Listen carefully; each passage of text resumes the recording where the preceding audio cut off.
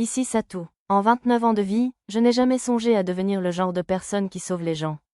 J'ai mené une vie totalement exempte d'aspiration à devenir un héros ou un sauveur, mais apparemment, je ne peux pas m'en passer dans un monde parallèle.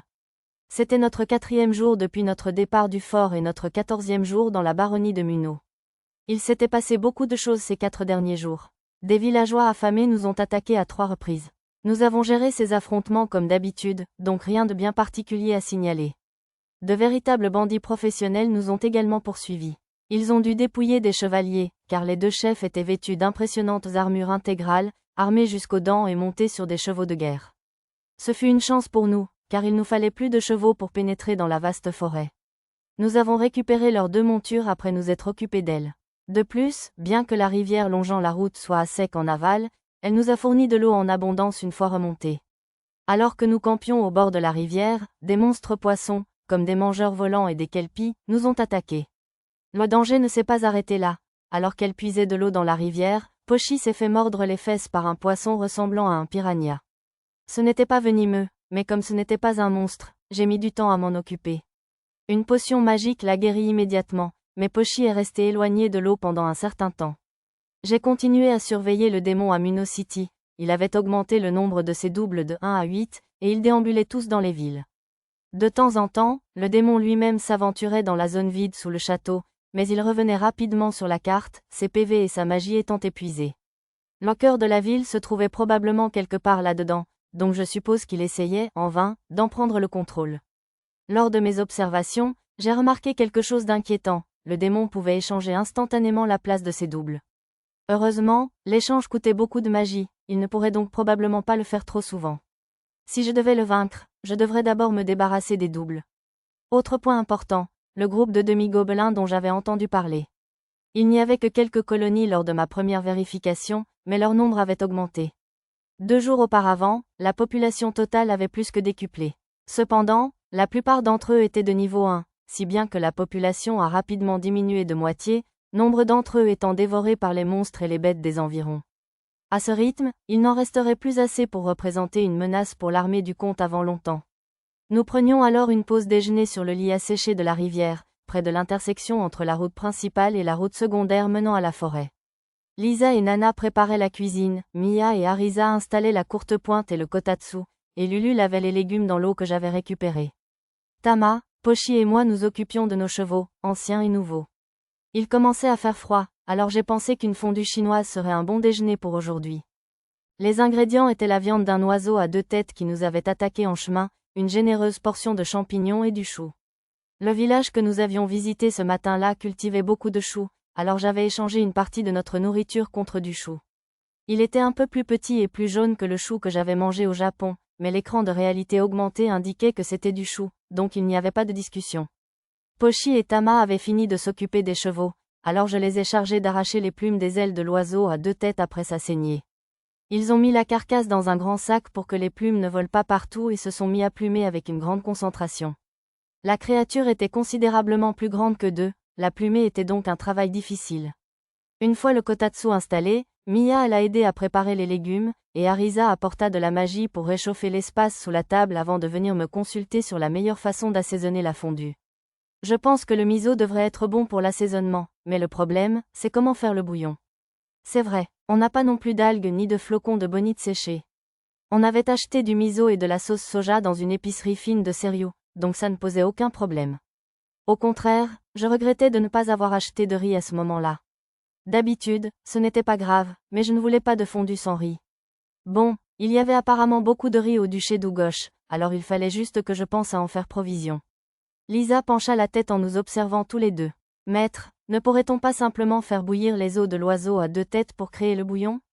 Ah oui, je suppose que c'est comme ça que Lisa prépare le bouillon pour ses ragoûts. Comme on préparait une fondue chinoise, j'étais obsédée par l'idée d'un bouillon japonais. Ouais, on s'en tient à ça pour l'instant. J'ai hoché la tête d'un air entendu vers Lisa, comme si je le savais depuis le début.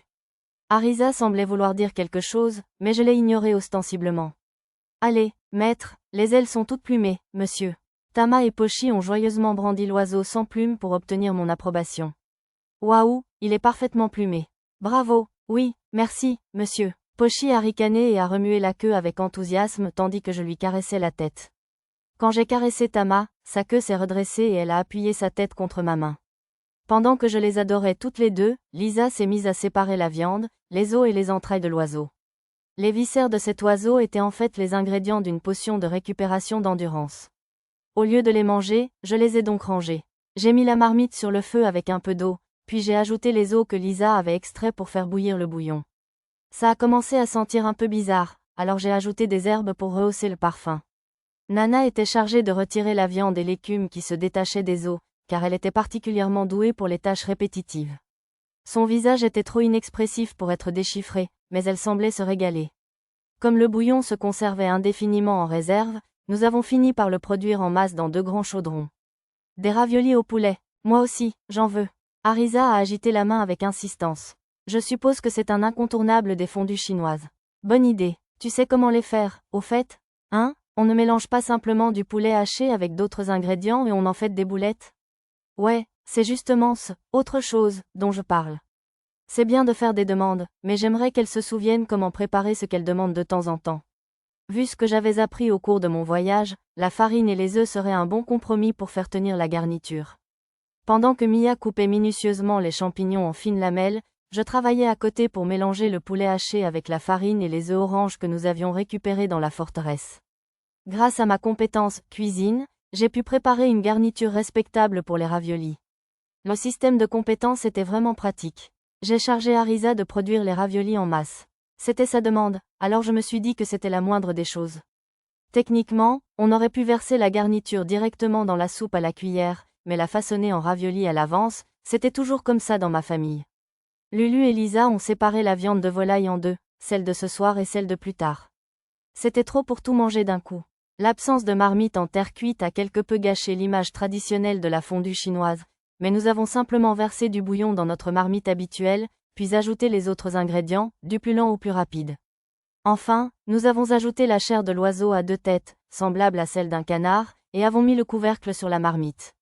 Il ne restait plus qu'à attendre que tout soit bien cuit, mais à ce moment précis, un point est apparu sur mon radar, indiquant une personne normale.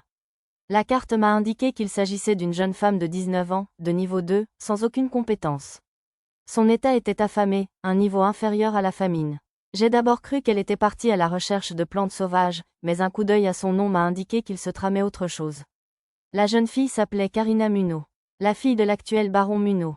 Que faisait-elle toute seule dans une forêt peuplée de bêtes et de monstres? Peut-être fuyait-elle ses fiançailles avec le faux héros.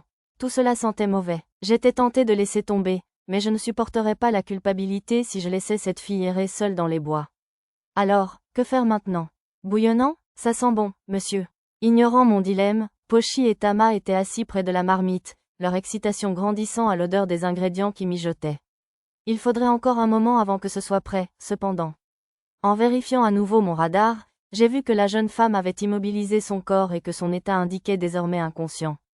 Elle ne semblait pas blessée, mais sa magie et son endurance étaient au plus bas. Elle n'avait même aucune compétence magique, alors qu'est-ce qui avait bien pu lui épuiser ses PM? Je ne pouvais certainement pas l'abandonner. Je suppose que je vais devoir aller à la rescousse. J'ai un autre problème, je reviens tout de suite. Désolé, mais pouvez-vous venir aussi, Pochi et Tama? Oui, sire. Bien reçu, monsieur. Les 2 enfants essuyèrent leurs baves et lancèrent un salut. D'après eux, c'était la pause du « oui, monsieur ». Maître, si vous envisagez d'exterminer un monstre, permettez-moi de vous accompagner. Maître, permission de partir? Lisa et Nana saisirent leurs armes, mais ce ne serait pas nécessaire. Non, je ne vais pas me battre. Je pense que quelqu'un est en difficulté dans le coin, alors je vais l'aider. Sur ce, je me dirigeai vers la forêt, suivi de Pochi et Tama. Contrairement à la zone boisée que nous avions traversée jusqu'à présent, cette zone était couverte d'un épais sous-bois qui rendait la marche difficile. La visibilité était également mauvaise, à cause de la densité des arbres. Nous devions être sous le vent du camp, car l'odeur de la marmite mijotée me chatouillait les narines.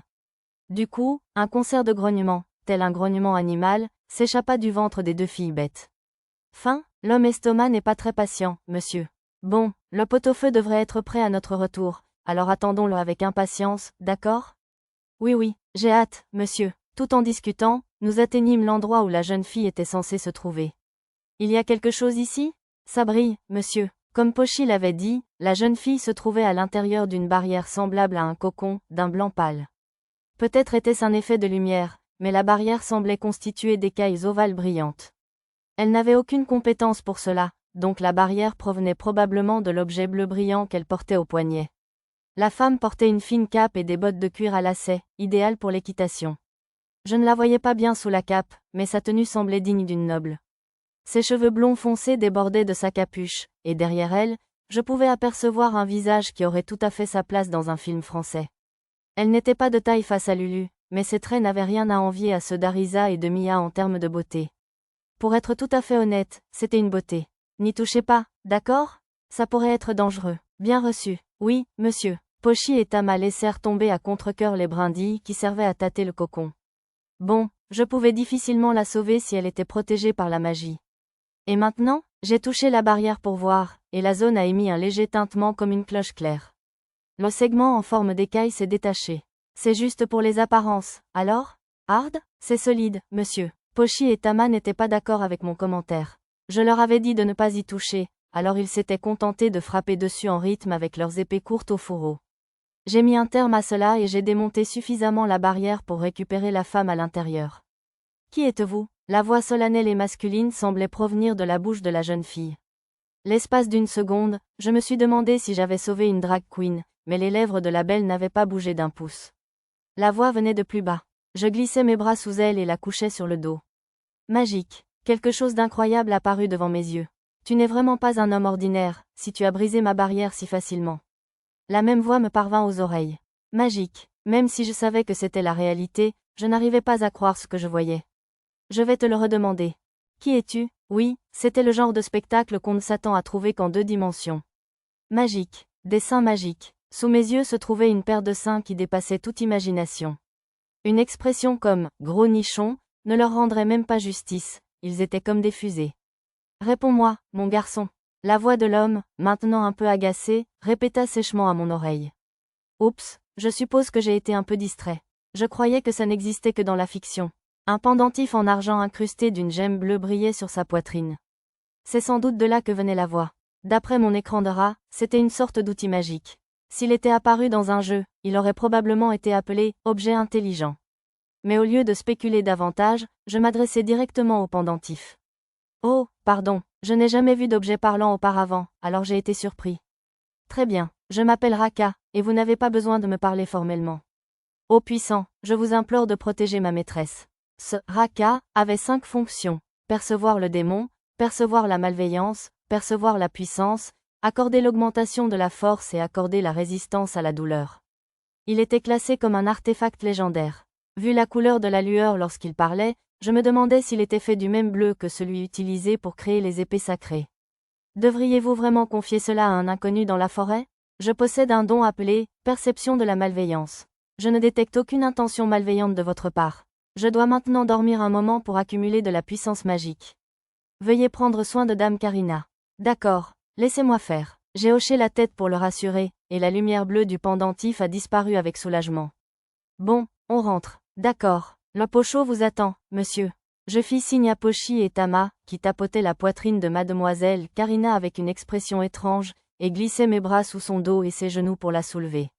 Le soi-disant portage de princesse. Elle était étonnamment lourde, pour une taille à peine supérieure à la mienne. Ou peut-être que c'était juste dû au poids supplémentaire de sa poitrine. Quand j'ajustais ma prise pour améliorer mon équilibre, ces fusées se déplacèrent contre ma poitrine.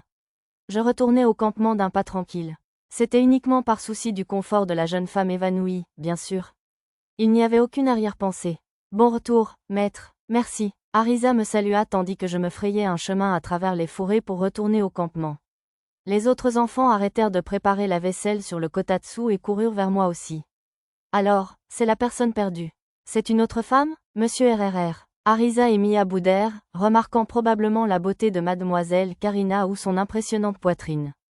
Avec un pincement au cœur lorsque sa poitrine s'écarta de la mienne, je déposai mademoiselle Karina sur les fourrures que Lisa et Nana avaient étalées par terre. Oh là là, quelle armure! Tu crois que c'est du faux? Ce sont les vrais, je te jure. Dis donc, Nana, même si vous êtes toutes les deux des filles, c'est quand même impoli. Je frappai Nana sur le crâne avant qu'elle ne puisse presser brusquement le torse de la femme inconsciente. Pendant ce temps, Lulu retira la capuche de mademoiselle Karina pour arracher les mèches de sa frange et essuyer la saleté de son visage. Bouclé? Elles sont toutes ondulées, monsieur. Cette fois, Tama et Pochi tâtonnaient les mèches blondes qui s'étaient échappées de sa capuche. Alors, non seulement elle a des seins énormes, mais elle est blonde en plus? Ça fait beaucoup trop de traits de caractère distinctifs. Si en plus, c'est une de ces mignonnes filles froides, mon siège de première épouse légitime est peut-être en danger. Danger. Mia acquiesça sérieusement, approuvant la remarque absurde d'Arisa. Qui appelles-tu, première épouse? Je ne veux plus entendre parler de ça avant au moins 10 ans. Je doute qu'elle se réveille avant un moment, alors autant manger pour l'instant, ai-je suggéré, et tous les estomacs ont gargouillé à l'unisson. Pour les encourager malgré leur gêne, j'ai allumé un peu de magie dans le simple réchaud du kotatsu et j'ai posé les 2 casseroles dessus. Nous avions choisi d'en utiliser 2 pour que tout le monde puisse y accéder facilement. Dès que j'ai soulevé le couvercle, un arôme de canard mijoté s'est répandu dans l'air. Ça sent bon. Je n'ai pas eu beaucoup de temps pour savourer l'odeur, car la bave qui coulait des bouches de Pochi et Tama nous aurait tous noyés.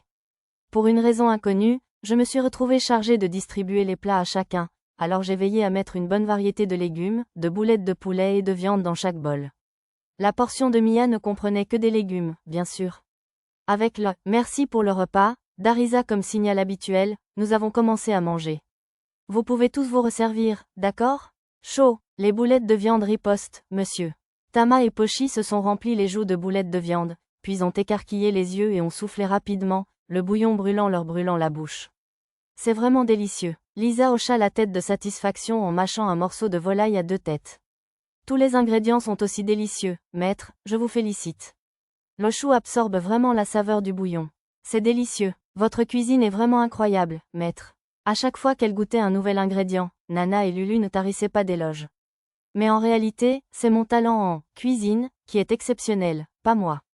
Courge. Mia prit un morceau de courge avec ses baguettes, qui ressemblait à du tofu, et le mâcha avec délice. C'était l'un de ses plats préférés ces derniers temps. La courge avait un goût totalement différent du melon d'hiver que j'avais mangé autrefois. Le chou avait un goût plus prononcé que d'habitude, alors il valait mieux ne pas supposer que tous les légumes étaient identiques ici. Je me suis dit que la meilleure approche était de cuisiner avec plein d'ingrédients différents et d'apprendre à les connaître au fur et à mesure. Miam. Remarquant le plaisir de Mia, les autres enfants, qui avaient hésité à goûter ce légume étrange, commencèrent à le goûter aussi. Pas plus de 10 boulettes par personne, vous deux. Arisa décréta aux filles bêtes qu'elle serait notre juge autoproclamée de la fondue. Tama et Pochi, qui s'apprêtaient toutes deux à prendre des boulettes de viande dans la marmite, s'arrêtèrent aussitôt. Elles devaient en prendre leur 11e.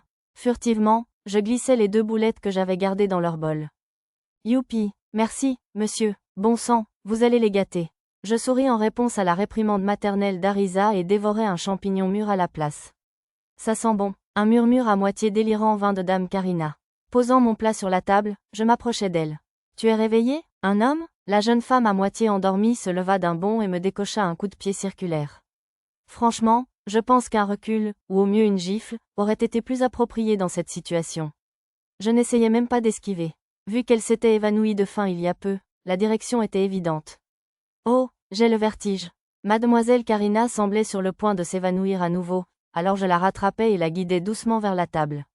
La jeune femme s'agitait dans mes mains, mais il était facile de la maîtriser dans son état de faiblesse. Lâche-moi, comme si elle était une personne totalement différente de l'individu énergique d'il y a quelques instants, Mademoiselle Karina rougit et trembla dans mes bras. Peut-être était-elle androphobe? Calmez-vous, s'il vous plaît. Raka m'a demandé de vous protéger. Monsieur Raka l'a fait? À ce nom, elle cessa de résister. Vous utilisez « M » pour désigner votre propre équipement? C'est exact. Je suis Satou, marchande. Je m'appelle Karina. Karina Munot, la seconde fille du baron Munot. Apparemment timide ou nerveuse, Mademoiselle Karina balbutia en se présentant. Pourtant, révéler ouvertement qu'elle était la fille du baron me semblait extrêmement risqué, compte tenu de la situation actuelle sur le territoire. Peut-être avait-elle une raison précise? Alors, vous êtes noble, Dame Karina?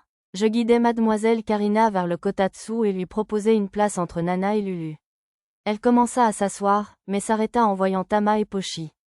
J'ai d'abord pensé qu'elle était réticente à s'asseoir près des hommes bêtes, mais son comportement était étrange. Un peuple à oreilles d'animaux. Serait-ce toi qui es un héros, par hasard? Mademoiselle Karina se retourna pour me regarder de nouveau, la voix s'élevant comme celle d'un enfant excité. Comme je l'ai déjà dit, je ne suis qu'un humble marchand ambulant, répondis-je, cherchant une explication à sa surprise. Vraisemblablement, un peuple à oreilles d'animaux faisait référence aux gens à oreilles de chien comme Pochi et aux gens à oreilles de chat comme Tama, entre autres. À bien y penser, Nadie, de l'épicerie de Serious City, avait mentionné que le premier héros avait des gens à oreilles d'animaux dans son groupe. Mademoiselle Karina le savait probablement et en avait conclu que je pouvais être un héros. L'estomac de la jeune femme gargouillait, alors je mis de la nourriture dans un bol et le lui tendis. Pensant qu'elle ne savait pas se servir de baguette, je lui tendis une fourchette et une cuillère. Je ne sais pas si cela conviendra à un noble comme toi, mais tu devrais manger quelque chose d'abord. Ça sent bon, je n'ai jamais vu une cuisine pareille. Sur ma suggestion, Mademoiselle Karina coupa sa viande en petits morceaux et en porta un morceau à sa bouche. Sans surprise, les manières à table de la fille du baron étaient très raffinées. Ses yeux s'écarquillèrent et elle se couvrit la bouche de la main en mâchant vigoureusement. Elle devait apprécier. Après l'avoir avalé d'un trait, elle ouvrit enfin la bouche pour parler. C'est incroyablement délicieux. Je suis ravie que ça vous convienne. Il y en a plein d'autres, alors servez-vous. Mademoiselle Karina hocha la tête, les joues légèrement roses, puis retourna joyeusement à son repas. Observant son élégante étiquette, Arisa et Lulu commencèrent aussitôt à manger plus poliment. J'ai l'impression qu'il est un peu tard pour ça, mais faites comme vous voulez. Idéalement, des nouilles et du gruau de riz accompagnaient mieux la fondue chinoise, mais comme nous n'en avions pas sous la main, nous avions préparé du porridge de blé avec le bouillon de la marmite. Hurrah, tellement rassasiés, monsieur. Ayant mangé à leur faim, Pochi et Tama se laissèrent tomber sur le dos et soupirèrent de contentement. Mais Lisa ne perdit pas de temps pour leur assigner la tâche suivante. Bon, il faut commencer à ranger. Bien reçu. Oui, monsieur. Ils se relevèrent d'un bond et, avec les autres enfants, portèrent la vaisselle. Pendant qu'ils s'occupaient de ça, je décidai de m'enquérir de la situation de Karina. Lulu préparait du thé, alors j'en offris une tasse à Mademoiselle Karina. S'il vous plaît, prenez du thé. Oh là là, c'est du thé bleu vert, n'est-ce pas? Mademoiselle Karina accepta la tasse avec joie. Peut-être parce que nous avions partagé un repas, elle s'était suffisamment détendue pour avoir une conversation normale.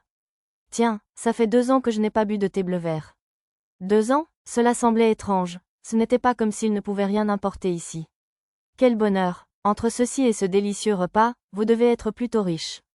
Vraiment? J'étais riche, certes, mais les ingrédients de la nourriture provenaient principalement de produits locaux, donc ils ne coûtaient pas plus cher qu'un repas ordinaire. Mais bien sûr, c'était un repas plus luxueux que celui servi au château. Vous êtes sûr? Nous n'avons utilisé aucun ingrédient particulièrement précieux. Autant que je me souvienne, le repas que nous avons mangé en tant qu'invités au château du comte Seriou était bien plus extravagant. Notre territoire est en pleine famine. Si le baron pouvait se permettre le luxe en un temps pareil, il aurait du mal à affronter le peuple. Ainsi, nos repas au château se composaient principalement de soupe aux haricots et de patates douces. J'étais impressionnée qu'elle puisse se constituer un tel coffre avec un tel régime, mais elle semblait dire la vérité. Si le seigneur du pays était vraiment si honorable, alors la seule explication à la corruption des hauts fonctionnaires et des soldats devait être que le démon de l'enfer complotait quelque chose en coulisses. Au fait, que faisiez-vous dans la forêt? Mademoiselle Karina avait l'air un peu gênée lorsqu'elle ouvrit la bouche pour parler. J'espérais parler aux géants qui vivent au plus profond de la forêt pour leur demander de l'aide, mais je crains de m'être égarée. J'ai pensé qu'il valait mieux sauter au sommet d'un arbre, mais... Elle a dû utiliser la fonction « accorder une amélioration de force » de Raka. S'aventurer en territoire inconnu sans carte m'a semblé une stratégie imprudente, cependant. De quoi vouliez-vous parler aux géants? J'espérais leur demander de l'aide pour vaincre un démon de l'enfer, répondit Mademoiselle Karina d'une voix claire. Le démon s'est déguisé en magistrat et en faux héros, et mon père et ma sœur aînée sont complètement dupés. Alors, monsieur, Raka et moi sommes partis dans la forêt dans l'espoir de rencontrer un géant capable de vaincre le démon. Elle pensait sérieusement que les géants s'attaqueraient à un démon simplement parce qu'un inconnu le leur avait demandé? Non seulement elle était excessivement honnête, mais cette jeune femme était extrêmement réservée. Dame Karina, vous en avez trop dit. Raka se réveilla pour me donner un conseil brutal. Alors, vous êtes réveillé, monsieur Raka. Le pendentif de Mademoiselle Karina clignota en bleu. Pardonnez-moi, mais je dois vous demander de garder secret ce que l'on vient de vous dire. Bien sûr, je ne le dirai à personne. La requête de Raka fut assez facile à accepter. Vous avez toute ma gratitude, puissant. Raka m'avait aussi appelé puissant lorsque je les avais trouvés. Il savait probablement que j'étais fort grâce à cette fonction de perception de la puissance, même si je me demandais quelles informations précises cela lui apportait. Puissant? Effectivement, vous êtes puissant. J'ignore quel est votre niveau, mais vous êtes suffisamment fort pour que Madame Karina ne puisse vous vaincre, même avec mon amélioration de force. Dans ce cas, peut-être que ce monsieur pourrait vaincre le. Ne lui demandez pas l'impossible, Dame Karina. Il est peut-être fort, mais il n'en reste pas moins un être humain. Les seuls humains capables de vaincre un démon sont ceux qui sont choisis comme héros ou une poignée d'hommes qui ne se conforment pas à l'entendement commun. Ma compétence, impassible, me permit de répondre par un simple sourire, mais intérieurement, j'étais perplexe. Le démon sur ce territoire n'était qu'un démon des enfers inférieur de niveau 40, n'est-ce pas? Le géant que j'avais vu sur ma carte était de niveau supérieur à 30, alors je ne pouvais m'empêcher de penser qu'il exagérait un peu. Peut-être que sa compétence, perception des démons, lui permettait simplement de détecter la présence d'un démon, et non de déterminer sa classe. Après tout, elle ne semblait pouvoir juger de la puissance qu'alone de la force de Dame Karina. Sir Satou, si vous êtes marchand ambulant, sauriez-vous où se trouve le village des géants? Je n'y suis jamais allé, mais j'ai une vague idée du chemin. Dans ce cas, y a-t-il une chance que vous puissiez me guider? Dame Karina joignit les mains d'un air suppliant devant son incroyable poitrine, terriblement persuasive. J'allais hocher la tête involontairement, mais Arisa m'interrompit. Un merci serait apprécié. Oui, bien sûr, je vous récompenserai certainement. Dame Karina comprit mal sa déclaration, et Arisa haussa les sourcils. Non, non, vous n'avez même pas encore remercié mon maître de vous avoir sauvé lorsque vous vous êtes évanoui dans la forêt, n'est-ce pas? Ah, Dame Karina resta sans voix. Comme je m'en doutais, elle avait dû tout simplement oublier. Je suis terriblement désolée. Je vous remercie sincèrement pour votre aide, ça. Monsieur. Changeant rapidement d'attitude, Dame Karina tint les pans de sa jupe dans une révérence très noble. Derrière elle, Tama et Pochi imitèrent aussitôt son geste en pinçant le bas de leurs pantalons larges. Les bras toujours croisés, Arisa hocha la tête d'un air suffisant. Elle serait une bonne mère quand elle serait grande. Oh, ne t'inquiète pas. Je me levai et m'inclina. J'avais déjà vu un jeune noble faire ça dans un film. Plus grand que compétence acquise, étiquette, quant à ta demande, nous allons au village des géants. Veux-tu te joindre à nous? Tu es sûr que ça te va? Oui, une personne de plus, ce n'est pas grave. J'ai pris une décision plus ou moins unilatérale, mais aucun des enfants n'a émis d'objection. Quelques-uns semblaient un peu effrayés par les mensurations de Dame Karina, mais au moins ils étaient prêts à accepter que la voyageuse se joigne à nous. Kia! Mademoiselle Karina bondit en poussant un cri, puis s'écroula au sol jusqu'à s'écraser contre un arbre. C'était le genre de chute à faire pâlir d'envie n'importe quel jeune acteur comique, mais grâce à la barrière écailleuse de Raka, elle était complètement indemne. Lorsque l'équipe d'avant-garde avait commencé son entraînement après le repas, comme d'habitude, Mademoiselle Karina avait annoncé qu'elle souhaitait participer. Cependant, elle ne parvenait pas à se contrôler sous l'influence du renforcement de force de Raka, et elle ne cessait de s'écraser et de brûler. Comme elle n'avait pas enlevé sa robe pour participer, sa jupe se relevait sans cesse, révélant ce qu'il y avait en dessous, d'une manière très peu distinguée. Cependant, comme elle portait un caleçon long, le sous-vêtement standard de ce monde, il n'y avait pas grand-chose à se mettre sous la dent. Karina, vous allez bien, madame? Tama et Pochi se précipitèrent vers Mademoiselle Karina, allongée la tête en bas dans les racines de l'arbre, et l'observèrent avec inquiétude. Elle n'était pas très douée pour se souvenir des noms, alors Mademoiselle Karina leur avait permis de l'appeler simplement par son prénom. J'appelais Lulu, qui regardait l'entraînement avec Arisa et Mia. Lulu, pourrais-tu prêter des vêtements de rechange à Dame Karina? Oui, bien sûr. J'aurais suggéré ceux de Lisa ou les miens, mais j'ai pensé que le torse était peut-être trop serré sur la silhouette de Mademoiselle Karina. Acceptant les vêtements, Mademoiselle Karina dit quelques mots à Lulu et lui tourna le dos. Apparemment, elle ne pouvait pas se déshabiller sans aide. Lulu commença immédiatement à l'aider, alors je me retournai rapidement. J'aurais aimé qu'elle fasse preuve d'un peu plus de modestie en présence d'un homme. Qu'est-ce que c'est? Tu ne vas pas apprécier le spectacle? Arisa, Mia, toujours sensible à ce genre de remarques, lança un regard accusateur à Arisa. Une fois l'opération terminée, je me retournai. Le t-shirt était sur le point d'exploser au niveau de la poitrine. Il n'y avait pas assez de tissu pour tout couvrir, alors le bas du t-shirt était remonté, exposant son nombril. Gênée, Mademoiselle Karina tira vigoureusement sur l'ourlet, ce qui ne fit que tirer ses seins vers le bas, ce qui la rendit inconfortable. Satou, si tu aimes tant les seins, regarde ça. Arisa et Mia avaient remarqué que mon regard errait, attiré comme des aimants, et les deux filles s'accrochèrent pour me brouiller la vue. La poitrine osseuse d'Arisa se pressait douloureusement contre moi.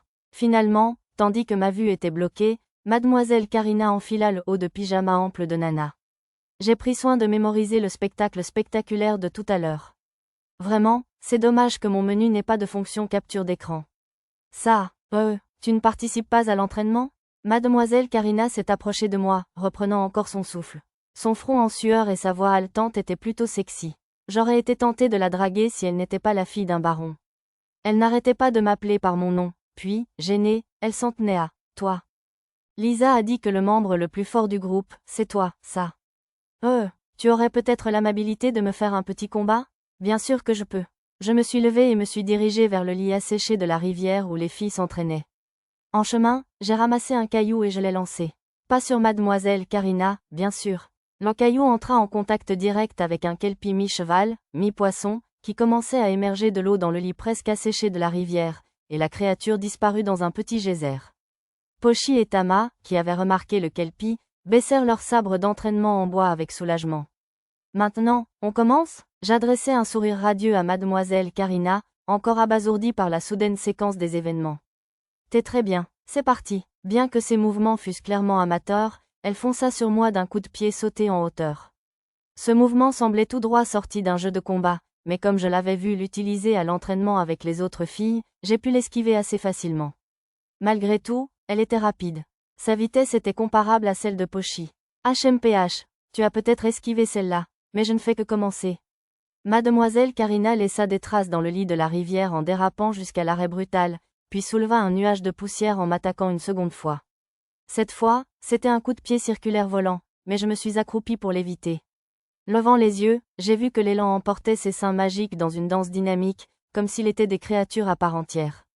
Mon Dieu, tes mouvements sont tout simplement trop fluides. S'est-elle plainte? J'avais franchement peur qu'elle se déchire les ligaments de la poitrine, mais elle ne semblait pas souffrir. Peut-être que les fonctions de résistance à la douleur ou d'augmentation de la force de Raka entraient en jeu. Au fond de moi, je chantais les louanges du pionnier qui avait créé Raka.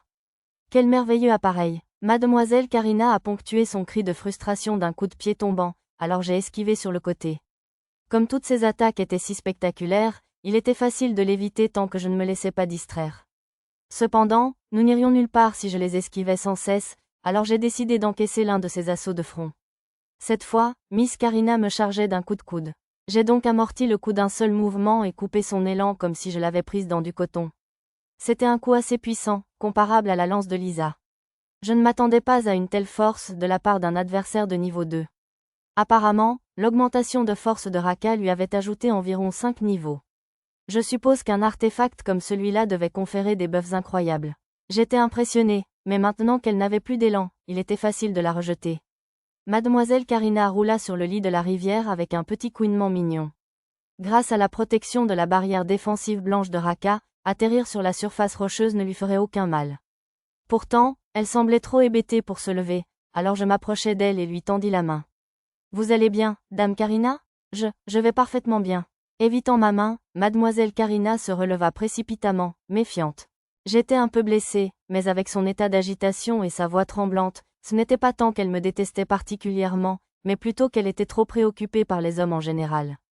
Elle avait sans doute mené une vie protégée, peut-être avait-elle simplement peur des microbes. Elle n'a pas cherché à changer de tactique après cela, continuant à se jeter sur moi avec des attaques directes et des coups spéciaux, que j'esquivais ou paraissais. Au bout d'un moment, cela ressemblait moins à un entraînement qu'à un exercice. Dame Karina, vous ne pourrez pas vaincre un adversaire doué en esquive si vous continuez à utiliser des techniques aussi audacieuses. Maître a raison, madame. Vous devez briser leur défense avec des petits mouvements, puis les achever avec un grand mouvement, madame. Pochi a complété mon conseil. Je crois que Lisa lui avait déjà appris quelque chose dans ce sens. Des petits mouvements? Mademoiselle Karina était plus maladroite que Pochi.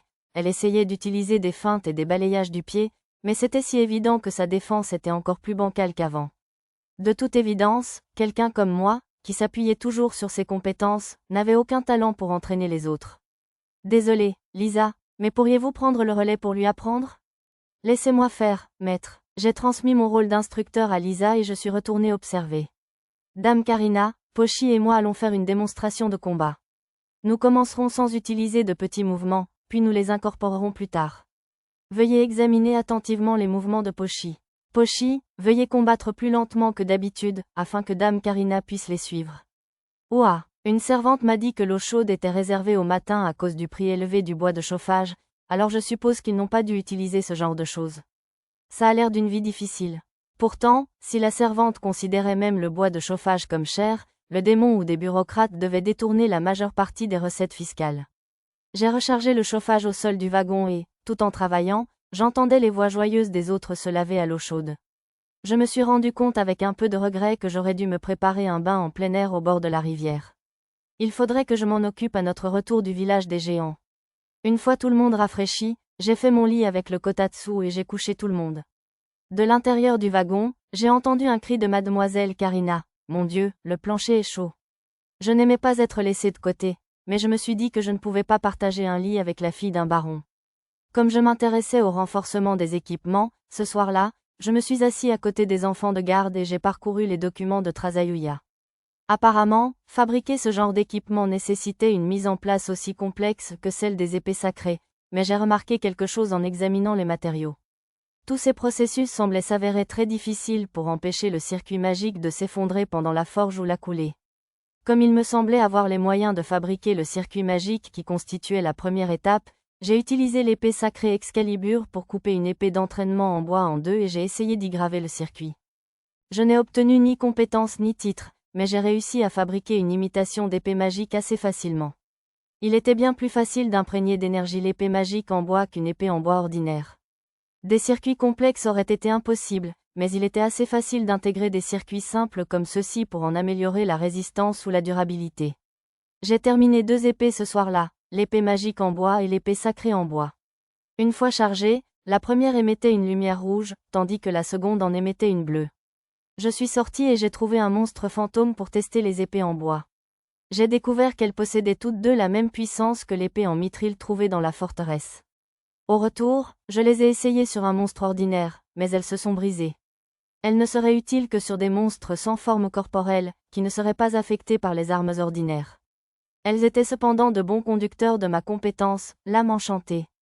Ce n'était pas particulièrement utile pour moi, car je pouvais utiliser l'âme enchantée, même avec des bâtons ou du bout des doigts, mais cela pourrait être utile pour entraîner l'avant-garde. À l'aube, j'ai pu terminer 3 nouvelles épées magiques en bois pour les filles afin qu'elles puissent s'entraîner. C'était le matin de notre 15e jour dans la baronnie de Munno. Après nous être réchauffés avec une soupe, nous sommes partis dans la grande forêt, enveloppés d'une brume matinale glaciale. Au fait, j'avais rangé notre calèche à l'entrepôt à distance pour que personne ne la remarque. J'étais au moins certain que Raka et mademoiselle Karina n'avaient rien remarqué lors de son départ exubérant. Nous descendions la route secondaire sur 6 chevaux. Nana et Lisa montaient chacune seule les chevaux de guerre que nous avions confisqués aux voleurs. Mademoiselle Karina montait l'un des chevaux que j'avais acheté à Sedum City, car elle était une cavalière expérimentée, tandis qu'Arisa et moi montions l'autre. Enfin, les 2 chevaux que nous avions achetés avec la calèche à Serious City transportaient Mia et Lulu sur l'un, et Tama et Pochi sur l'autre. Tama n'avait pas beaucoup d'expérience en équitation, mais Effie et Ri, les chevaux de la calèche, étaient étrangement intelligents. Ils obéissaient scrupuleusement à ses ordres, franchissant les arbres abattus et évitant les ornières comme si leurs cavaliers étaient des jockeys chevronnés. Il y a bien plus d'obstacles et de montées que je ne le pensais. Normal. Mia répondit aux plaintes d'Arisa avec indifférence. Elle essayait probablement de faire croire que c'était normal sur un chemin forestier. Maître, regardez, monsieur. C'est une proie, monsieur. Pochi avait repéré un oiseau de montagne à travers les arbres. Ça ferait l'affaire pour le déjeuner, je supposais. Sortant un arc court de son étui près de la sacoche, je visa et abattis l'oiseau. Hurrah, monsieur! Pochi sauta du cheval que conduisait Tama et fila vers l'oiseau abattu comme un chien de chasse. Un beau tir. Il semble que ce ne soit pas seulement tes compétences en arts martiaux qui soient excellentes, hein? Simplement parce que j'ai eu un bon professeur. Je caressai la tête de Mia en répondant aux paroles admiratives de mademoiselle Karina. Pour cacher sa gêne, Mia se mit à jouer de la flûte de roseau, ses joues rosissant. Notre première journée se termina sans aucune rencontre avec un monstre, et nous campâmes au bord d'une petite rivière. Nous avons sorti les outils nécessaires du petit sac de garage que j'avais trouvé dans la forteresse et avons commencé à installer le camp. Comme nous allions devoir l'utiliser assez souvent devant mademoiselle Karina et Raka, j'avais décidé d'utiliser celui dont j'hésiterais le plus à me séparer au cas où la noble exigerait que je le lui remette. Cependant, c'était une précaution inutile. Ah bon, je vois que vous avez un sac magique. Il y en avait plusieurs chez nous aussi.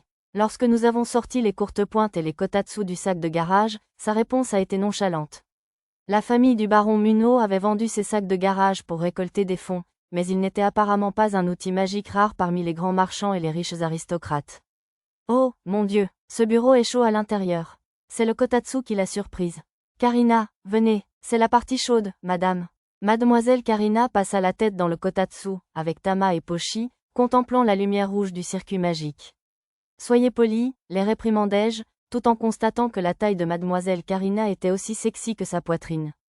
Arisa, toujours aussi espiègle, choisit ce moment pour lui tapoter les fesses, si bien que la jeune noble se cogna la tête contre la table et poussa un cri. Heureusement, Arisa s'excusa dès que mademoiselle Karina en ressortit, le visage rouge et les yeux humides, ce qui m'évita d'être accusée à tort d'être une perverse. Karina, vous pouvez aussi aider, madame. Mademoiselle Karina, à l'abri, était assise dans le kotatsu pendant que nous installions le campement, mais Tama et Pochi la saisirent par les bras et la tirèrent. Vous oseriez insinuer que je devrais faire le travail des domestiques? Ouais, pas de travail, pas de nourriture, madame. L'idée de se passer de nourriture a suscité une expression dramatique de choc chez Miss Karina, et elle a rapidement participé à l'installation du camping avec les conseils utiles de Pochi et Tama. Nous avions préparé des sandwichs le matin même pour le déjeuner, alors j'ai demandé à Lulu de m'aider à préparer du poulet de montagne rôti comme plat principal pour le dîner. Maître, j'ai préparé la viande. C'est bien ça? Oui, c'est parfait. Je peux toujours compter sur vous pour un travail minutieux. J'ai accepté la volaille préparée des mains de Lulu, farcissant la cavité d'herbe et de dur là où les organes avaient été retirés. Après avoir enduit l'extérieur d'une sauce soja, j'ai placé la volaille dans un four à vapeur magique que j'avais fabriqué à Sedum City. La volaille était assez grande, donc elle rentrait à peine. Comme on ne voit pas l'intérieur, on va devoir se fier à la température extérieure du four et au bruit de la viande pour déterminer le temps de cuisson. Il commence à faire plus chaud. Lulu tenait sa main au-dessus du four carré, l'air sérieux. Il n'y a pas encore de bruit. Cette fois, elle colla son oreille au four en faisant son rapport. S'il te plaît, ne mets pas ton visage contre le four, Lulu, tu risques de te brûler. D'accord, je suis désolée. Même si elle se brûlait, on pourrait probablement la guérir avec une potion magique, mais laisser les beaux traits de Lulu être ternis, ne serait-ce qu'un instant, serait une perte immense pour le monde entier. Au bout d'un moment, de la vapeur s'échappa du four, accompagnée d'un agréable parfum. Pochi et Tama, ainsi que mademoiselle Karina, contemplèrent la vapeur avec excitation. En les observant toutes les trois, même moi, j'avais hâte que le repas soit terminé. Quand Mia et Arisa revinrent de la cueillette des herbes, le dîner était prêt. Nous avons eu de la chance qu'il soit terminé avant que la bave de Pochi et Tama n'inonde le campement. Faisant semblant de ne pas voir le petit filet qui menaçait de s'échapper de la bouche entr'ouverte de mademoiselle Karina, je déposai la volaille vapeur sur un grand plat. Lisa se chargea de la découper et de servir la viande et les légumes dans les assiettes de chacun. Merci pour le repas. À l'appel d'Arisa, tout le monde s'exclama en chœur. Merci pour le repas. Et le dîner commença. Merci pour le repas. Voyez-vous, chez moi, on... Arisa commença par une longue explication en réponse à la question de mademoiselle Karina, mais j'étais plus intéressée par la viande vapeur, alors je ne lui prêtais pas attention. Le goût était léger et peu gras, comparable à celui d'un poulet teriyaki cuit au four de haute qualité. Un peu déçu, je pris une bouchée des légumes finement coupés. C'était délicieux. Le gras de l'oiseau de montagne et la saveur des légumes se mariaient à merveille avec la subtilité de la sauce. L'association des légumes avec le poulet donnait encore plus de saveur. J'ajoutais un peu de poivre, car l'assaisonnement était un peu léger, et le résultat fut un piquant divin. Désormais, tous les oiseaux de montagne seraient la priorité absolue. Je fis part de mes découvertes et de mon poivre au reste du groupe, et ensemble, nous fûmes au paradis des gourmets. Après le dîner, mademoiselle Karina tenta de faire la vaisselle, mais après avoir cassé sa 5e assiette, Lisa la rétrograda à des tâches plus sûres, comme essuyer la table avec Arisa. Arisa, soit dit en passant, avait déjà laissé tomber et cassé des assiettes à cause de sa faible prise, tandis que mademoiselle Karina les avait brisées en les saisissant trop fort. Le voyage du lendemain fut également paisible, mais loin d'être ennuyeux. Waouh, quelle vue, magnifique. À côté d'Arisa, Lulu poussa un soupir gracieux. Le 2e jour de notre voyage, le sentier nous mena à une falaise abrupte, où le ruisseau près duquel nous avions campé la veille se transforma en cascade, créant un arc-en-ciel. À l'intérieur de la forêt, nous vîmes un mystérieux bâtiment pyramidal, des rampes de pierre qui s'élevaient vers le ciel comme un chemin de fer galactique, et d'autres structures étranges. La pyramide ressemblait aux ruines d'un temple antique. Elle était assez éloignée, mais elle abritait des installations d'observation astronomique. Une visite pourrait donc valoir le détour au retour du village des géants de la forêt. Des monstres plus puissants avaient commencé à apparaître sur mon radar dans la zone. La nuit, je me suis donc faufilé dehors pour éliminer le serpent géant et l'effrayant basilic au regard pétrifiant.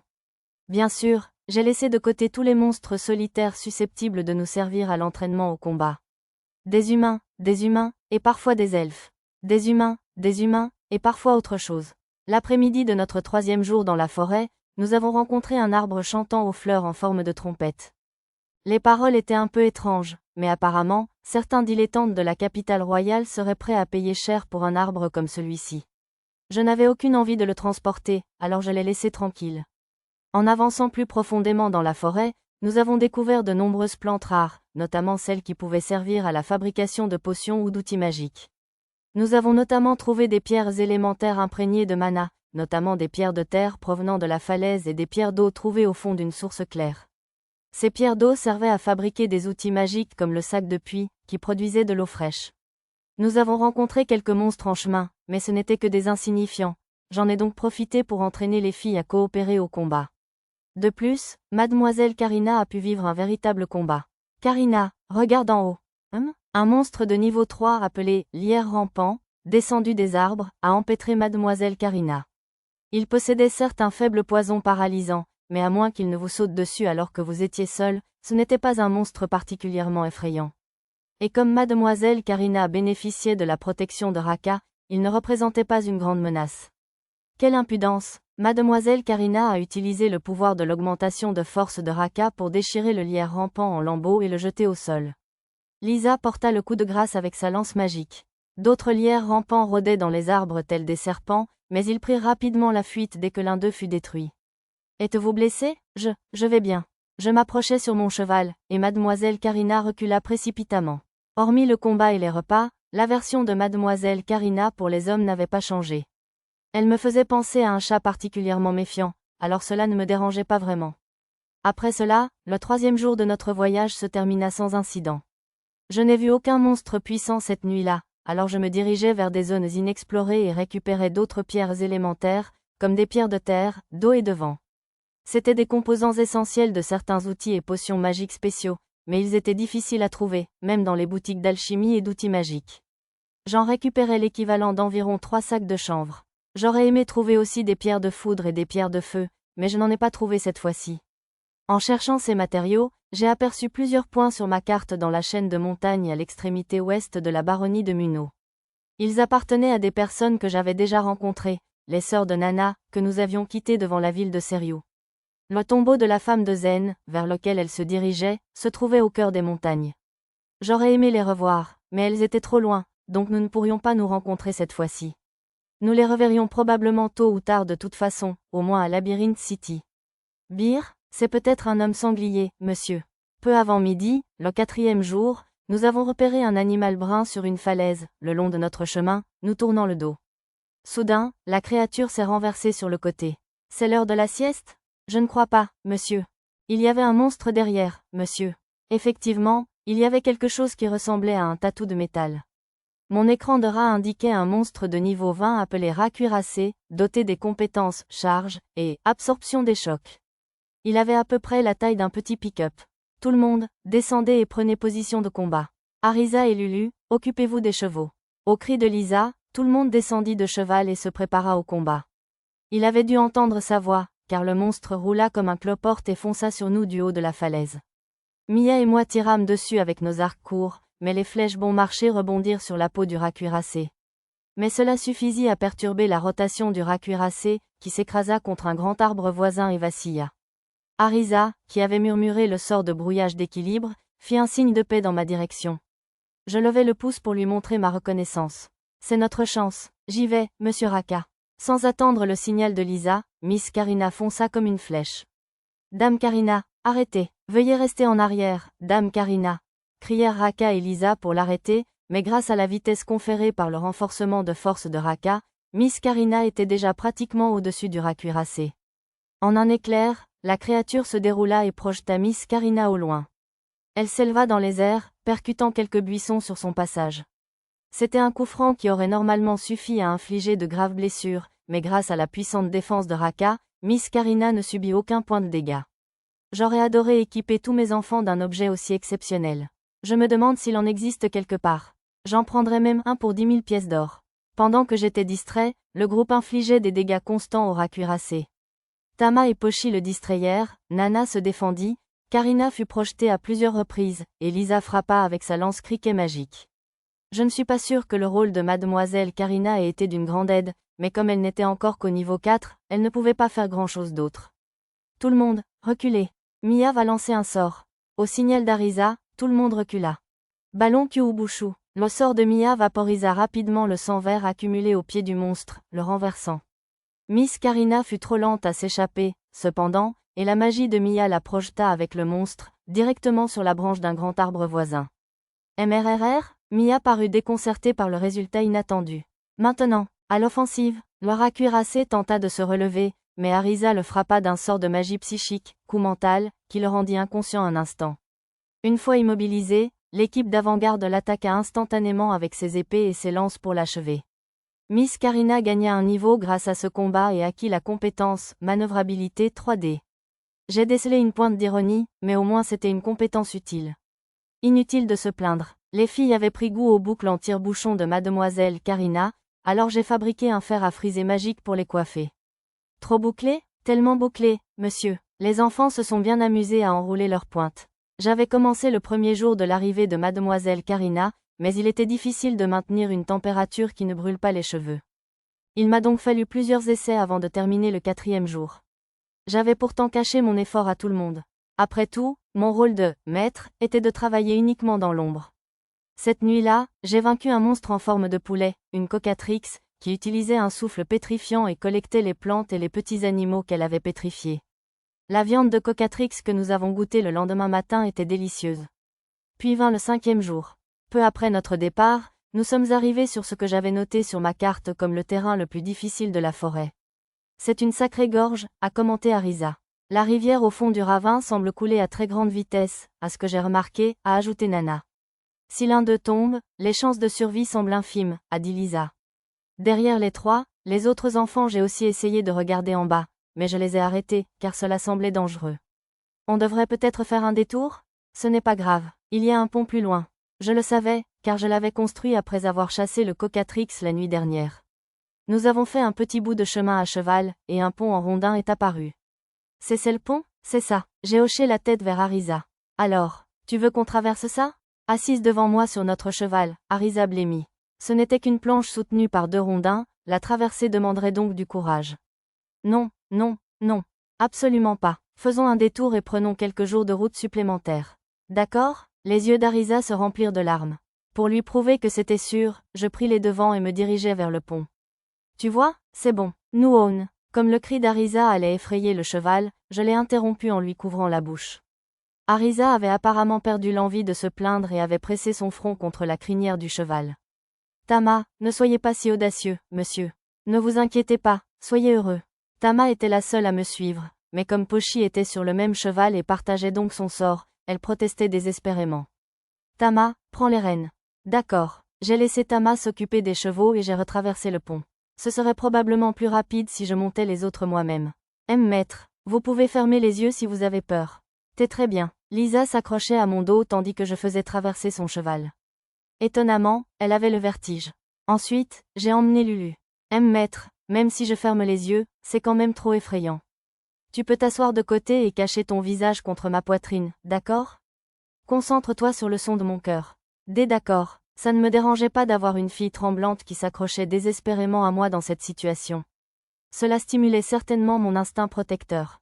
Alors que je traversais le pont avec Lulu, Arisa se mordillait les doigts. Jalch, essayait-elle de me faire passer pour jalouse? Tu veux faire un autre aller-retour, alors, Arisa? Je passe mon tour, merci. Je plaisantais, mais Arisa secoua vivement la tête avec un air terriblement sérieux. C'est très dangereux, Satou. Les gens ne peuvent pas voler, tu sais? Ils n'ont pas d'ailes, après tout. Alors les elfes ne volent pas non plus, tu sais. C'est vrai. Mia exprima ensuite sa peur avec une explication inhabituellement verbeuse tandis que je la portais sur mon dos pour traverser le pont de Rondin.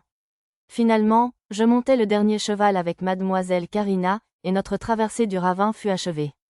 Difficile d'ignorer le charme des seins magiques de Mademoiselle Karina, mais j'y parvins tant bien que mal.